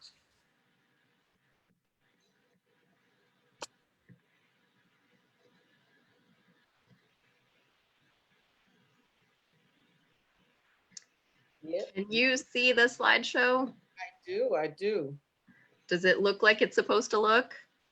Yeah, well, it's not in presenter mode yet, but, oh, now, yep. Is that it? Mm-hmm. All right. It would be really embarrassing if I am the chief of information, which includes information technology, and I can't share my screen appropriately. So my name is Rebecca Kay. You will note on this slide that I put my phone number on here because I am happy to be a resource to anybody who might want to talk about these issues further. After this, I will go into the Facebook live stream and comment so that people can direct message me on Facebook if you want to have further conversations about these issues. So I guess it's probably important to say, as you might have noticed, that I identify as white, or I am, I guess, a person who Ta-Nehisi Coates would say thinks I am white. That's how my family has identified for my whole life. And there are kind of three quotes that I wanted to center us on to think about these issues. The first one is by Adrienne Marie Brown, and she says, things are not getting worse, they're getting uncovered. We must hold each other tight and continue pulling back the veil. I think it's really important for my fellow aspiring accomplices. It's not, allyship really isn't enough. I know if you're watching this today that you want to learn more. And it's really important for us to remember when we see all of these terrible snuff films that get shared on social media, that this is not new. These issues are just being uncovered now, and we really have to lean into it. We have to keep breaking our hearts and keeping them broken so that they stay open to continuing to lean in on changing systems that have been designed to fail people of color and to keep us all in a situation where we can't share connection and where we can't achieve, I guess, the promise of the beloved community. I brought a little bit of data to share with you about Oklahoma City Public Schools, because when I talk about like things being uncovered, like these problems are not new. This is a little snapshot of OKCPS's history. Our enrollment peaked at 75,000 students as the baby boom entered school. And you can see it started to drop in 1971. I mean, it started a little bit below that, before that, when the baby boom kind of started to age out. As Generation X, my generation, started coming into school. In 1971, a court ordered desegregation in Oklahoma City, and the district lost 35,000 students in the course of about 10 years. You can also see kind of how that played out over time. And then after 1991, when there was a Supreme Court case that ended court-ordered desegregation in Oklahoma City, our enrollment has been relatively stable, but we got put into this cycle of leadership change that really has led to, in a lot of ways, what we now face as a district, and the kinds of hard decisions, the kinds of like pulling threads of root causes that we've had to dig into in the time that I've been in the district to try to redesign the system in a way that will work better for kids. So the second point that I hope that I hope to share is encapsulated in this quote from James Baldwin. This is a beautiful picture from the National Museum of African American History and Culture in Washington, D.C. The great force of history comes from the fact that we carry it within us, or are unconsciously controlled by it, and history is literally present in all that we do. We can't just say the past is past, because it's literally present in all that we do. This is kind of the second principle that I always bring into this work. Where is the history in what's happening? When we really dig into root causes and pull out why things are happening, why those challenges that Sherry and Marcia talked about are in existence, it is because we are unconsciously living out history, whether we intend to or not.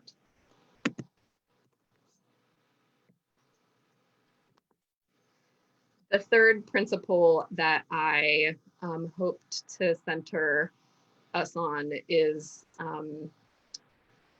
reflected in this quote from Lilla Watson, who was an Aboriginal activist in Australia. She said, "If you have come to help me, you are wasting your time. But if you come because your liberation is bound up with mine, then let us work together."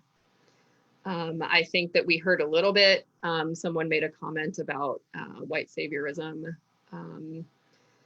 It's really important that we are aware of the ways that even well-meaning white people in the past and today have sometimes imposed external values on communities of color, but that there is great power in breaking down those walls and communicating across what have been boundaries in the past to work together for our mutual liberation.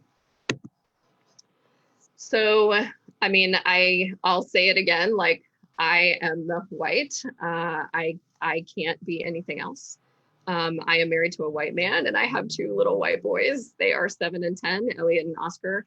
And we do our very best to lean into healing. And I think it's important to note that it is a practice. It is something that we work on every day. There is no end point. And perhaps most importantly, there is no absolution. Like there's no sort of box you can check and suddenly everything is fine. White supremacy isn't going away anytime soon until we all work together for our mutual liberation. And I have kind of a few steps that I was thinking about as I was thinking about sharing with you all today. The first one is to listen and do your homework. Listening to the people who are most affected by problems is critical to solving those problems. Communities are the experts in what they need. And we have to, it is on us to do our homework and learn about Black history, to learn about the history of Indigenous peoples in our country, and understand that what we learned was not complete. I grew up in Virginia, about 20 miles from where the Civil War ended, and literally learned that the Civil War was not about slavery in school. Some of you guys probably did too. It's not true. You can text me later if you want to talk about that. It's really important when you're doing your homework that we not put the burden on our friends of color to teach us. There are a lot of ways that we can learn about it without re-traumatizing people who are having to face the reality of the challenges that come with living in a system designed for white supremacy. The second practice for me is looking in the mirror. So looking at myself first, to being self-aware about the ways that white supremacy has acted in my life. There are a couple of critical questions here for me. The first one is, how have you benefited from white supremacy? So, you know, I think about like my family did not have a lot of money. My grandmother is 80 years old. She was 37 when I was born. So I don't necessarily come from wealthy people, but I had a lot of opportunities that never got questioned. It never got questioned that I was supposed to be where I was. And I rarely get questioned that I'm supposed to be sitting at leadership tables that I have the opportunity to sit at. I benefit every day from white supremacy. And I have to own that and understand and realize the ways that I've participated in racism, not necessarily intentionally, but because it is the way the system was designed. I think the second really, really important question for us to look in the mirror around is, how have you been harmed? Knowing that I have harmed others sometimes because my thinking was based on messages that were racist that I was taught as a child, that hurts me. I don't want to be that kind of person. I think that everybody who's listening to this probably is where I am too. Shame, guilt, and powerlessness harm us. Losing the ability to connect with people because they're afraid of me for really good reasons is hard, and that has harmed me. And I think there are big picture impacts that we often don't talk about, like how many times has the kid who could have, who had the potential to cure cancer been born in Northeast Oklahoma City and they weren't provided with a certified math teacher for 3 years in a row, and they were never able to fulfill the promise of the talent that they had been bestowed upon. The next thing that we have to do though is to take that, the benefits that we've experienced, the harm we've experienced, and release shame and powerlessness. Like, this is baked into our system. I think all the time about the fact that white supremacy isn't my fault, but it's my inheritance, and what matters is what I do with it. The last step in this practice is acting. I just heard a few minutes ago an amazing statement: you will not plow a field by turning it over in your mind. A friend of mine, Trey Johnson, wrote an amazing article in the Washington Post last weekend that said, when Black people are hurting, white people start book clubs. like book clubs are important. I said to listen and do your homework, but we also have to act. To do that, it's important to speak up with, not over. So we're doing this together. Again, communities are the experts in what they need. We have to cultivate relationships for change. It is in relationship that all of the good stuff happens. And it's in relationship that we can use our power for the forces of good. And when mistakes happen, which they will, I was raised in a system that's racist. And so those thoughts, sometimes that's where my brain goes. And sometimes I say things that are hurtful, and it's really important. And I learned this, or I've heard this kind of 3 A's: acknowledging, apologizing, and making amends in some of the conversations about the teaching of the Tulsa race massacre. And I think it's a really powerful model for how we can kind of move forward to acknowledge that a mistake has happened, that I have acted out of my, racist programming, to apologize and to make amends. So that's kind of like the short version of how I think about living my life as an accomplice. And I think that it's really important as we lean into both the racial justice issues that we're thinking about, but also the ways that COVID-19 has uncovered a lot of the after effects of inequity and health outcomes in everything. And I've been trying to center myself in this quote from Sonia Renee Taylor. And I would love it, Telena, if you could read this for the audience. I love to close this out. Like, this is phenomenal. We will not go back to normal. Normal never was. Our pre-corona existence was never normal, other than normalized greed, inequity, exhaustion, depletion, extraction, disconnection, confusion, rage, hoarding, hate, and lack. We should not long to return, my friends. We are being given the opportunity to stitch a new garment, one that fits all of humanity and nature. Oh, Rebecca, thank you so much. So much. You were the perfect lead in to the student panel that we're about to have. And I love the way people are going to be able to have this to look at and help and go forward. Like, thank you. Celebrations are coming on your doctorate. Thank you so much. Have a good one. Andre, we got a way to into this student panel. Ooh, that quote that she hit us with. Ooh. Yeah, I mean, she uncovered and helped laid out and reminded people, just in case they missed Sherry and Jennifer, she laid out for them. She gave them action steps. Yeah. She reminded us. She had the PowerPoint and everything. She was like, y'all gonna get this lesson. Yeah, we needed that. We needed that. Yeah. We needed that. The one that I love, she said, we can't say the past is the past because it's present in everyday life. Oh, that's heavy. That's good. Right? That's good. Right. Yeah. And then I don't need you to come rescue me. Like, please no more freedom riders. Yeah. Please don't do those movies. Yeah. It's time for us to do our work. Yes. Oh my God.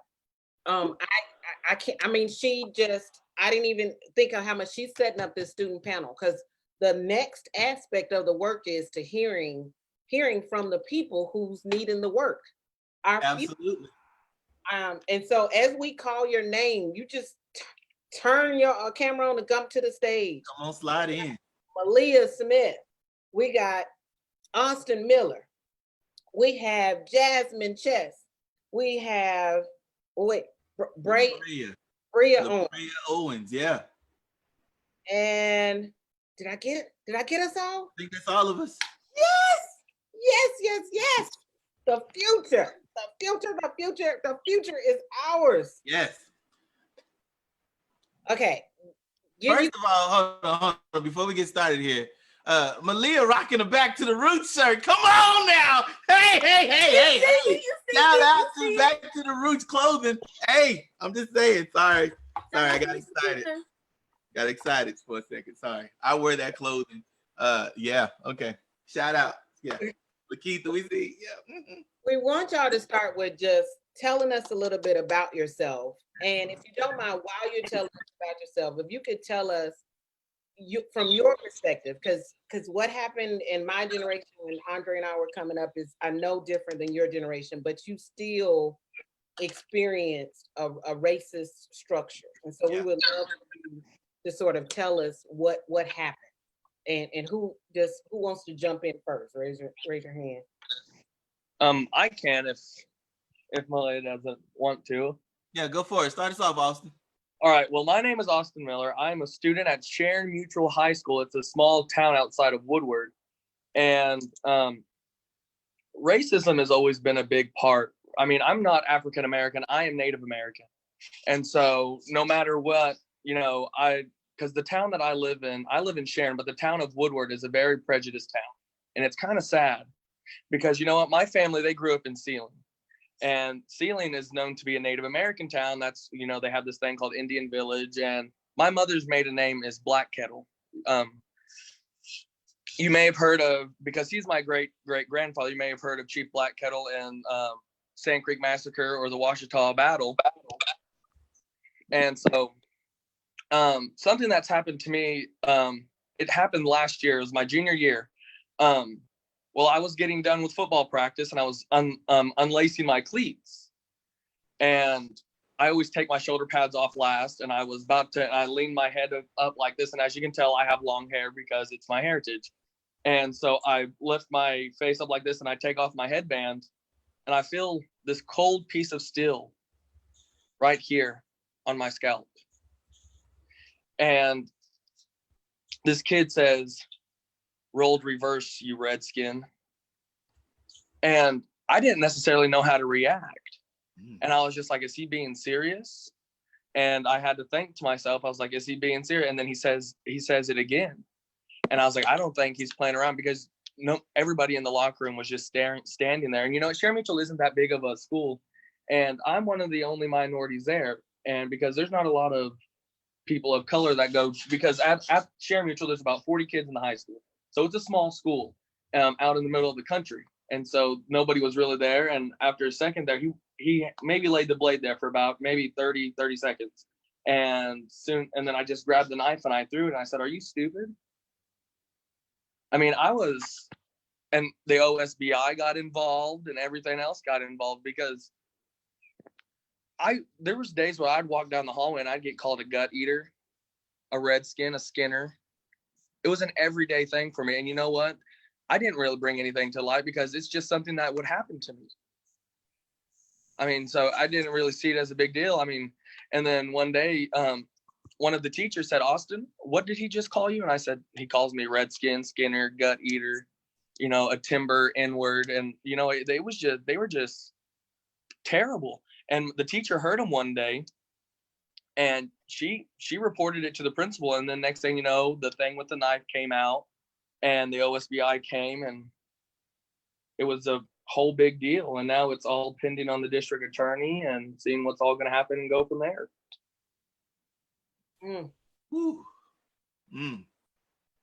That's heavy, man. I was about to say, I can't. Yeah, I was trying to find some words to Lena. Part is, I think, and that's why I'm so glad you're here, Austin, because there is so many atrocities to the Native American culture, just as it is to the Black culture. You have been robbed since people got here, and it's just I thank you for that. Thank you for that. Yeah. Who wants to go next? I will. Okay. Jasmine. Go ahead, Jazz. I'm Jasmine Chess. I'm now a senior at Westmore High School. At Westmore, I'm on the speech and debate team, and I've learned how to use my voice effectively and speak up about the things that I'm passionate about. Growing up, I've always went to predominantly white schools, so I've had a lot of experiences with, blatant racism and discrimination and those microaggressions, like things that like are backhanded compliments, or saying things like, oh, you're very articulate, like I wasn't expecting you to be this articulate, and just things like that, where it's like it's a compliment, but like why weren't you expecting me to be articulate? Like what's the behind that? But I've had a lot of experiences with you know, just racism in schools, from white kids going around saying the N-word like all day, and then or just being discriminated against as a student. And when I go to report this discrimination, we'll get back to you, or we'll look into it, but then they never look into it. Or they tell us to be the bigger person whenever we see things like this. But like the way I see it, we shouldn't have to be the bigger people. Like those kids should learn not to be racist. But like, so that's why like we should take steps to like educate students on discrimination and things like that. But the first time that I experienced racism at schools, I was in 4th or 5th grade, and this kid, we were having this conversation, and then he referred to me as your kind. And already being the only Black girl in the class, like I'd already like been feeling alienated, and like, you know, like I was less than them basically. And so to experience something like that as a 4th and 5th grader, it was very like confusing.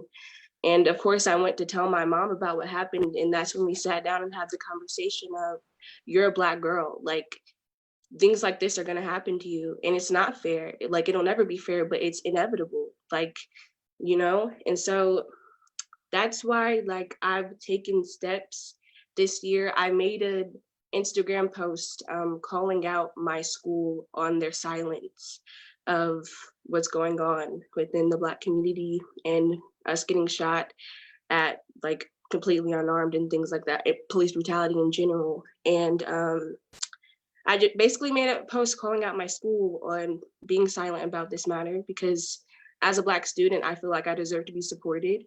And it would be nice, because I'm out here protesting and like just basically yelling for my life, and it would be nice for my school to, you know, support me in that. And so I made a post calling them out, and I guess the superintendent ended up seeing it, and then he called my mom, and I got a meeting set up with him to discuss change in our schools and like getting that conversation started and things like that. And I feel like as advice to like all students, I feel like this is something that you should do. If your school is being silent on this matter, then I feel like you should take the step to call them out and start producing change within your schools. Because I genuinely believe that the change we want to see in our community should first start within our schools. And so that's what prompted me to do that. That's just a little background on me. Yeah, that was good. That was so good. Oh, I'm trying. Brea, go ahead, jump in. Hi, my name is LaBrea Owens. I go to Edmond Santa Fe High School, and I am an incoming senior.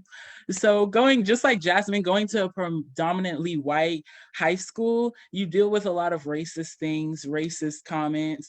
So it's kind of like, but I like learned that at least for my students, they're not like trying to be hurtful. It's like they're not educated on it. They're not educated on race at our school. And so when we call them out on it, like they're like, we're not being racist. And I'm like, yes, you are. And I have to sit there and educate a lot of my friends. So I didn't know what story I was going to tell today. But a story that came to mind is a racist incident that happened right after my birthday. And my birthday's New Year's Eve. So this was New Year's Day at night. And my junior year, the beginning of it, I had a situation where I had lost my home and my things. And it was just a really tough time for my family. And my student council advisor offered me a place to stay and a home to stay with her family. And she is a white woman. She has a white family. So of course I was a little like cautious, and I texted my friend about it, and I was talking about her family because she has 2 daughters and a son that's in my grade, and her son is known as kind of like a Donald Trump supporting, like kind of can be racist in class sometimes. So I was just kind of hesitant, and I'm in student council with him, but I'm not really close with him. So I just had to think about that, but I decided to like stay with her home, and like surprisingly, we got really close, me and her son, and we were like, he was kind of like a brother to me. So on New Year's night, she took us out to dinner, and we were talking about New Year's resolutions and goals and things like that. And we started talking about job careers, like, what do you want to be when you grow up? And her 2 daughters, one was like, I want to be a special ed teacher. And the other was like, I want to go to the Olympics. And he was like, I want to be president of the United States. And we were just having a good, fun time. And so when it was finally my turn to go, he was like, oh, I have the perfect like job career for you. And I was like, okay. So he comes to me and he shows me this video, and it was nothing of what I expected.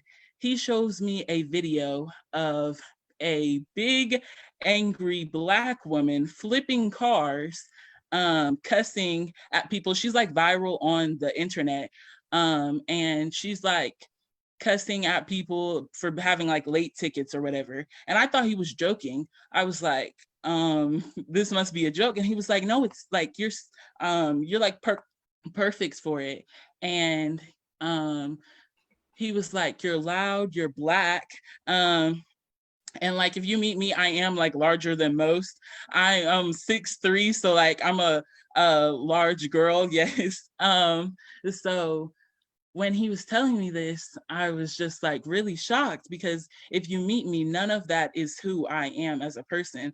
Like, I didn't mention this in the beginning because I wanted to mention it now, but like, I am the Oklahoma DECA state president, and DECA is a marketing program for business students, and we learn like practical skills. I'm the state president this year. I was the vice president for the state of DECA for marketing. I am been in student council for 4 years.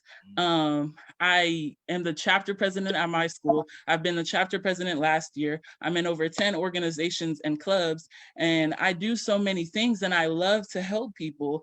And I've always, like, for older Black people, it's like job opportunities. For me, it's like leadership, because I have to work hard to get like my foot in the door to get that president position that I want. So I have to work like 10 times harder so they can even consider me, because I guess I can come as intimidating because I'm large, I guess, and I'm Black. So I was very hurt by it, because he was downgrading my skill set and making it seem like I'm only good for like being loud and Black. And so usually when someone's racist to me, I call them out immediately, but I was just kind of hesitant because I was really hurt, because I thought he knew my character. And so we talk later that night, because his parents see the video and they're like really disgusted by it. And they wanted me to talk to him and tell him how it's wrong. So I told him how he's racially stereotyping me as one of those angry Black women that a lot of people like to do, including men, like making us seem like we're just supposed to be angry. And he was like, this has nothing to do with race. Like, I didn't even think about it. And I was like, okay, if this has nothing to do with race, why didn't you ask your sister if she was perfect for this? Because the only thing me and that lady had similar in that video was my skin color, because I'm not angry. I do not cuss at people. I do not beat up people for, like, I don't flip cars. None of that described me. And it was like, talking to him, he was listening to me, but he wasn't hearing what I had to say.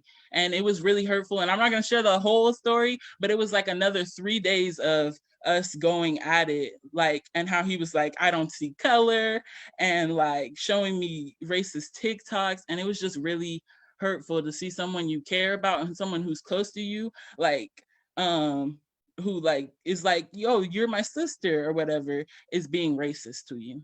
So yeah. See, all 3 of y'all about to make me have a thug tear. So I'm really trying to not have one, because Malia is next, and I know she's probably got a story like this. Malia, go ahead and give it to us. Well, hi, my name is Malia Smith. I just graduated from Northwest Classen High School. While there, I was senior class president this last year. And also I've been on the cheer squad for the last 4 years, captain for 3. And I've been super active in my school as far as being in National Honor Society, while also being a member of student council and a lot more.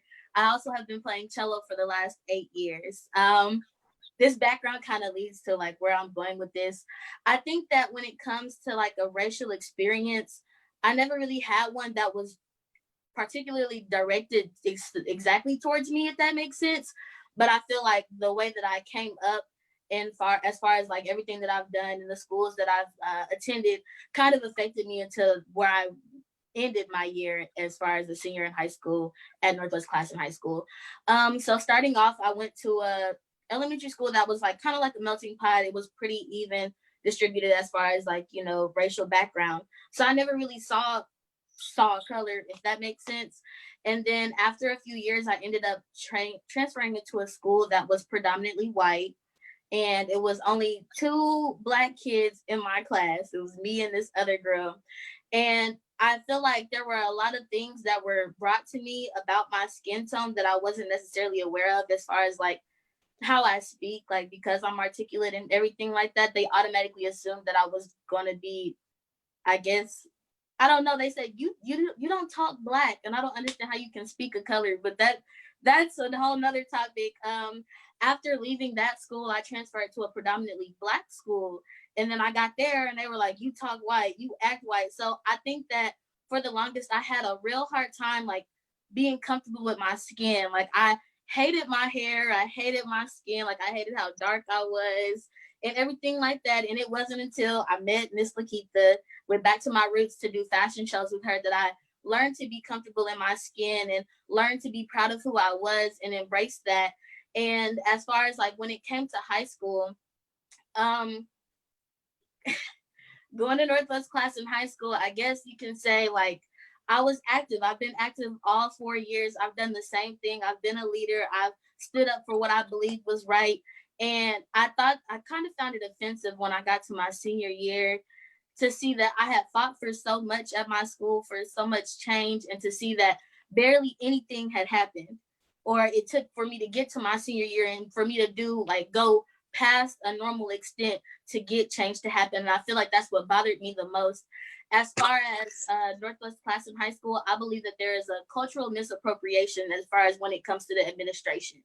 I'm not going to call out names or anything like that because that's their business. But I believe like going to Northwest Classen and it being a predominantly Hispanic school, and the next percentage of majority would be African American, then next would be Native American, then Asian, and then white. So considering white people are the minority of my school and my admin was predominantly white, I feel like when it came to certain things of them not understanding, it wasn't that they didn't understand and they were trying to understand things, but they didn't understand it and they just completely cut it off.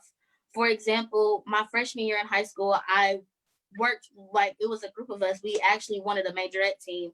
We asked our principal over and over again. We found sponsors and everything, and they wouldn't let us have one. Then we got to our sophomore year and they finally allowed us to have one, but we only performed twice. Then we got to our junior year. They said that it was because we didn't really have our foot in the door and we started so late in the season. We gave them that. We understood. Got to my junior year and my mom was also the coach, and my mom is very professional. You know, she handled things the way that she was supposed to. She didn't do anything extra or anything less. And I believe that she was a great coach. And I'm not saying that because that was my mother, but I believe that she faced a lot of things and my mom went through a lot as far as with the administration trying to beg them to let us perform. And when I got to my junior year, we were supposed to perform 5 times at halftime games during basketball season and only performed twice. And I think I really kind of got fed up with my administration when it was homecoming last year, my junior year. And I'm a cheerleader, so I was a cheer captain that year too. So I was changing out of my cheer uniform to go get into my majorette uniform just for halftime. And it's like, we're all dressed and everything. They said we were going to go after the homecoming court. And our principal, mind you, she had also walked in there previously that season into one of our practices and told us that we weren't allowed to perform. at a dedication ceremony because there was going to be a dedication at the basketball game. But because of the crowd that was going to be there, like the alumni and their older people, that we weren't allowed to perform because they didn't think that it would be appropriate. Being in a high school, like especially like being on a school dance team, there's a lot of things that we can't do, that we won't even do, not only because it's just out of respect for my school, but at the same time it's out of respect for us. So the fact that they even thought that we would get out on the court and do something like that was already offensive. But a few weeks later, when it was time for us to perform, literally 3 minutes before it, she came into the small gym and was like, "You guys can't perform today." She was like, "We're not going to have enough time." And we didn't understand. We were like, well, where did the time go? And then after the homecoming court was finished, the basketball boys still had 9 minutes left to warm up. Boys have never, during halftime, they get like 3 minutes. So I feel like that was a lie when they said that. And I think it kind of really broke me down. I ended up crying after school, like not after school, but after she gave us that message. And it was another assistant principal of mine who was African-American that came to, listen to me and listen to my problems because it was really bothering me. And he tried to like speak up and, kind of stand for us because there was nobody that was there representing us. We had teachers that bashed us in the hallways. We had teachers that even bashed us in the classroom with us in there. We had a teacher that said we danced whorish and we looked slutty. And she said it in front of 3 of our dancers in class, while in class. So it's little things like that that are just said and we're supposed to be dismissive about, which I feel like is not fair to us. The same thing happened again this year with cheer. And I think cheer was also another one of my breaking points, because if there's something that you want to do, as far as like there's a certain thing or a certain way that you want us to act, then that means that you should have the proper staffing to do that. So considering I've been on the cheer team for the last 4 years, at least three of the 4, so my sophomore to my senior year, I have taught every cheer, every dance, every jump, everything that those cheerleaders know. And my thing is they were kind of offended because I like stomp and shake cheer, so that's what I'm going to teach. I'm technically not qualified to teach traditional cheering because that's not what I don't get paid at all, but that's not what I get paid to do either. Like, even if I were getting paid, that's not what I was doing because I'm a student. So I feel like when we had a certain situation at a game and basically the cheer teams ended up kind of battling, but it really wasn't that serious. And our principal came to us, our assistant principal came to us the next day and basically was just like, I felt threatened for my life. Like I was traumatized by the experience and was like crying in front of us. And I just, first of all, I thought that was very unprofessional. And then secondly, what were you traumatized by? By being in a school with predominantly Black people, because we were playing up another predominantly Black school. And it wasn't even like we went out of character. When they told us to stop, we stopped. We listened to everything that they had to say. We were disrespected by the student section, by teachers, by principals, and everything else under the sun. And nobody was there to help us or to back us up. So they further then ended up suspending us for the rest of the school year and said we had to earn everything back. And after having a lot of backlash from parents and everything like that, basically we had a parent meeting. And in that meeting, I ended up crying. I don't like crying in front of people, but I ended up crying because I believe that there was a cultural misappropriation that wasn't being addressed. And I feel like when it comes to certain things like that, if you don't know something, then you have to educate yourself, especially considering that that's the dominant race there. And that's something that's being taught. And if you're not willing to do that, one, you should probably find another job. But that's not what you're going to do. Then at the same time, you should probably facilitate the students at a better way to make the things that make them the way that you want them, if that makes sense. Yes. And so here's a question for all of you all. First, thank you all of you all for sharing your story. I really hope that the admins, the administrators, the supervisors, all the adults are actually listening here for just a moment. I need all of them to hear what all of you all just said. So here's our final question, because it's time. We could be on this for an hour, but time is going to get away from us. So let's start with Jasmine. Jasmine, you can either pick the teacher or the student, one of those two. what word of advice would you give either the teacher or the student when it comes to race? Like, what word of advice would you give for them to notice some of these things that's happening? I would first say to not be afraid to speak up when you see things happening around your school. I feel like that was a problem with me and like some of the people around me. Like I saw things going on, but like I didn't say anything about it. So first, not be afraid to speak up. When it comes to race, I guess like being able to, educate yourself enough to be able to see discrimination, I guess, and to like see those microaggressions and things like that. Like just to be educated and not be afraid to speak up about things. Appreciate it, Jasmine. Austin, how about you? What word of advice would you give teachers to notice you and to notice these issues more?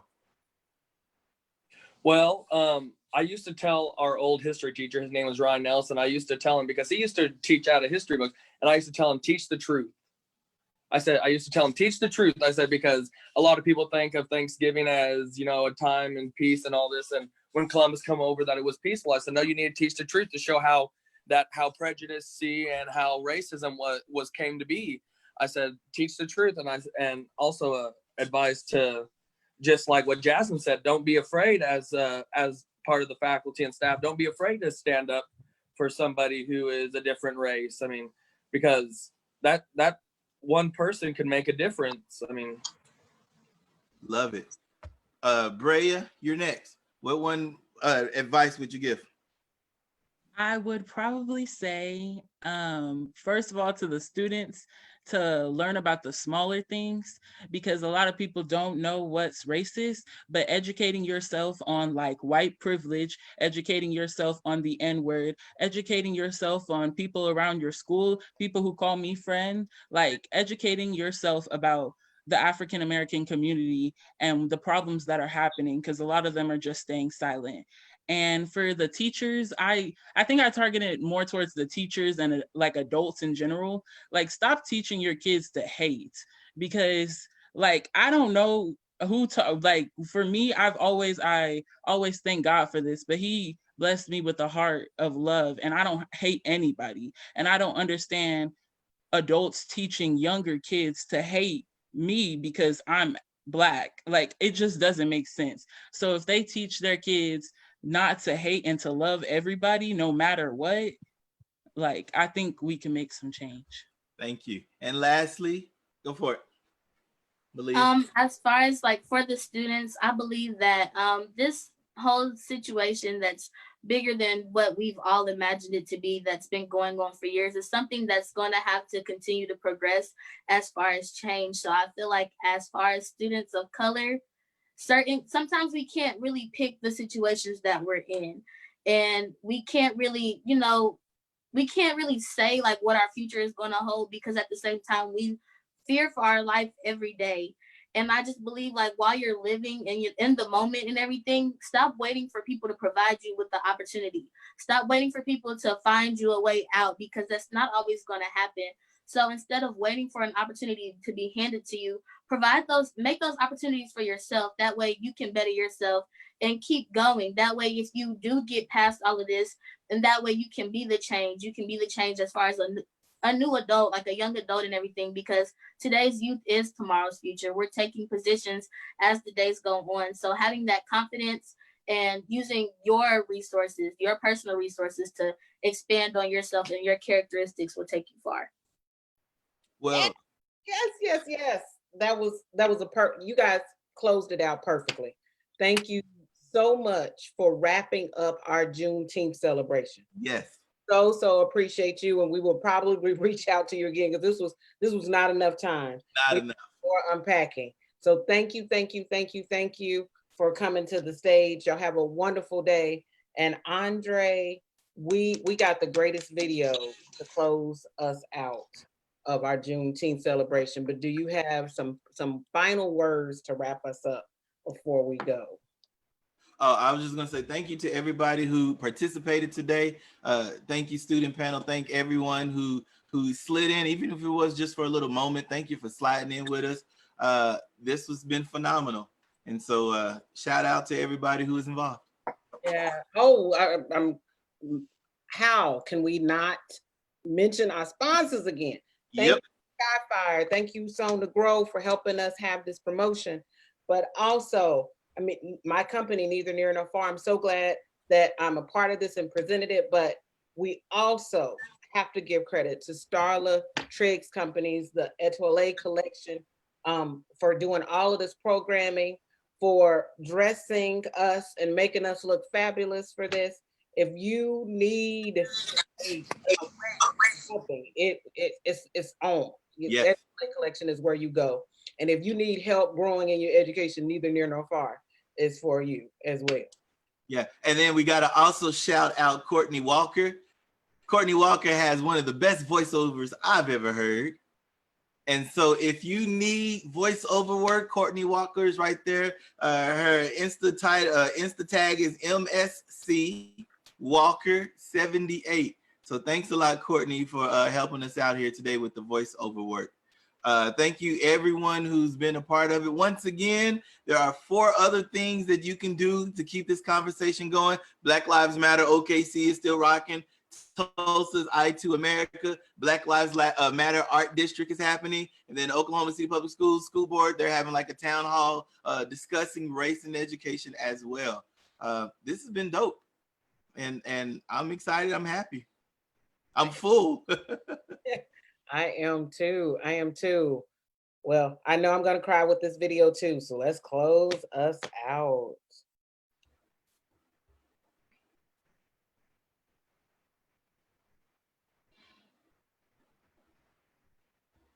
So do Black lives. Why do 2 phrases that should work side by side seem to only divide? 2. That's all anyone's saying. Black lives matter too.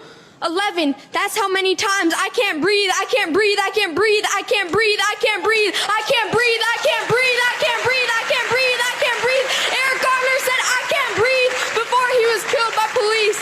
So I guess those 3 words only mean stop if you're white. 15. That's how old Cameron Sterling was when he lost his father. 15. That's how old Cameron Sterling was when he said we must protest the right way. 15. That's how old Cameron Sterling was when he said peace, not guns. 20. So why were 20 officers shot in retaliation when all that separates black and blue is only a few shades? 52. It's been 52 years since the Civil Rights Act passed and everyone supposedly became equal. Well, guess what? We're in 2016 and films about equality are still part of the fantasy genre. 102. That's how many unarmed black people were killed by police last year.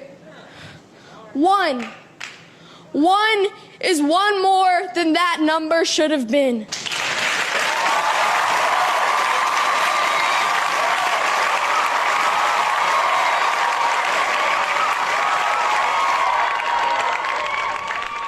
I pledge of allegiance to the flag of the United States of, yeah, that's America. Oh, glory, red, white, and blue, yeah, that's America. The Declaration of Independence was written on hemp paper. Everyone is equal, the Constitution, yeah, that's America. 100 acres of pizza are served every day. 2nd Street is the most common street name. 1st Street is the 6th. In Kentucky, it is illegal to carry ice cream in your back pocket. In Las Vegas, it's against the law to pawn your dentures. Yeah, that's America.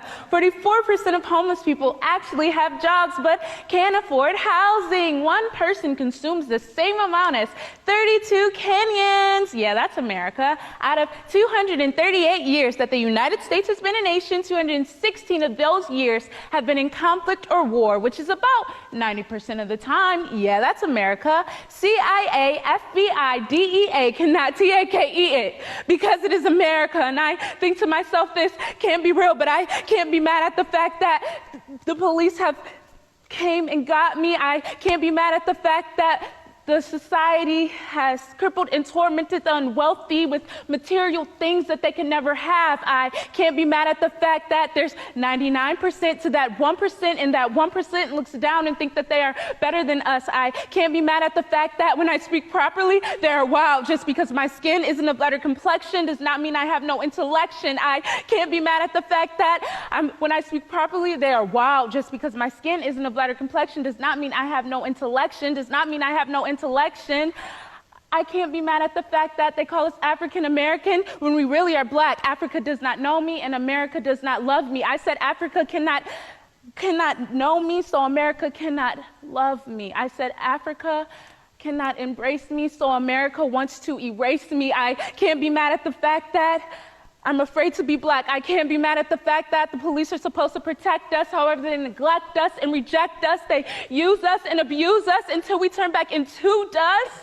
However, I can be strong, upset, confused, disgusted, and outraged that, yeah, that's just America. One nation, under God, indivisible, with liberty and justice for all, and justice for all, and justice for all, and justice for all, and justice for all. What about Emmett Till? 12, Tamir Rice, 12, Cameron Tillman, 14, Trayvon Martin, 17, Laquan McDonald, 17, Carrie Smith Vermonti, 18, Mike Brown, 18, Diana Shulman, 18, Mike Brown, 18, Diana Shulman, 19, Miguel Benton, 19, Oscar Grant, 22, Freddie Gray, 25, Sandra Bland, 28, Eric Garner, 43, and the list goes on and on and on and on.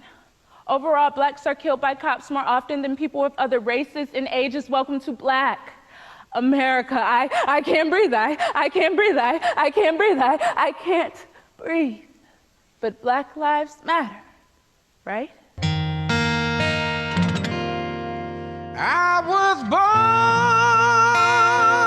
by the river in a little tin. Oh, just like the river I've been running ever since.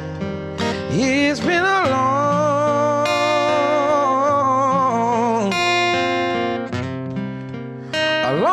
time coming, but I know a change gonna come.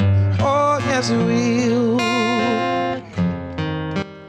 It's been Thank you for attending the inaugural Juneteenth program, a 2020 Look at Freedom, Oklahoma edition, presented to you by Neither Near Nor Far and the Etoile Collection. If you have enjoyed the event, please let us know via Twitter using the hashtag OKEdition.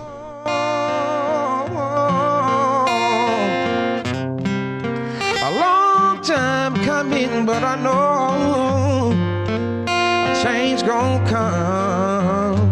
Oh, yes, it will.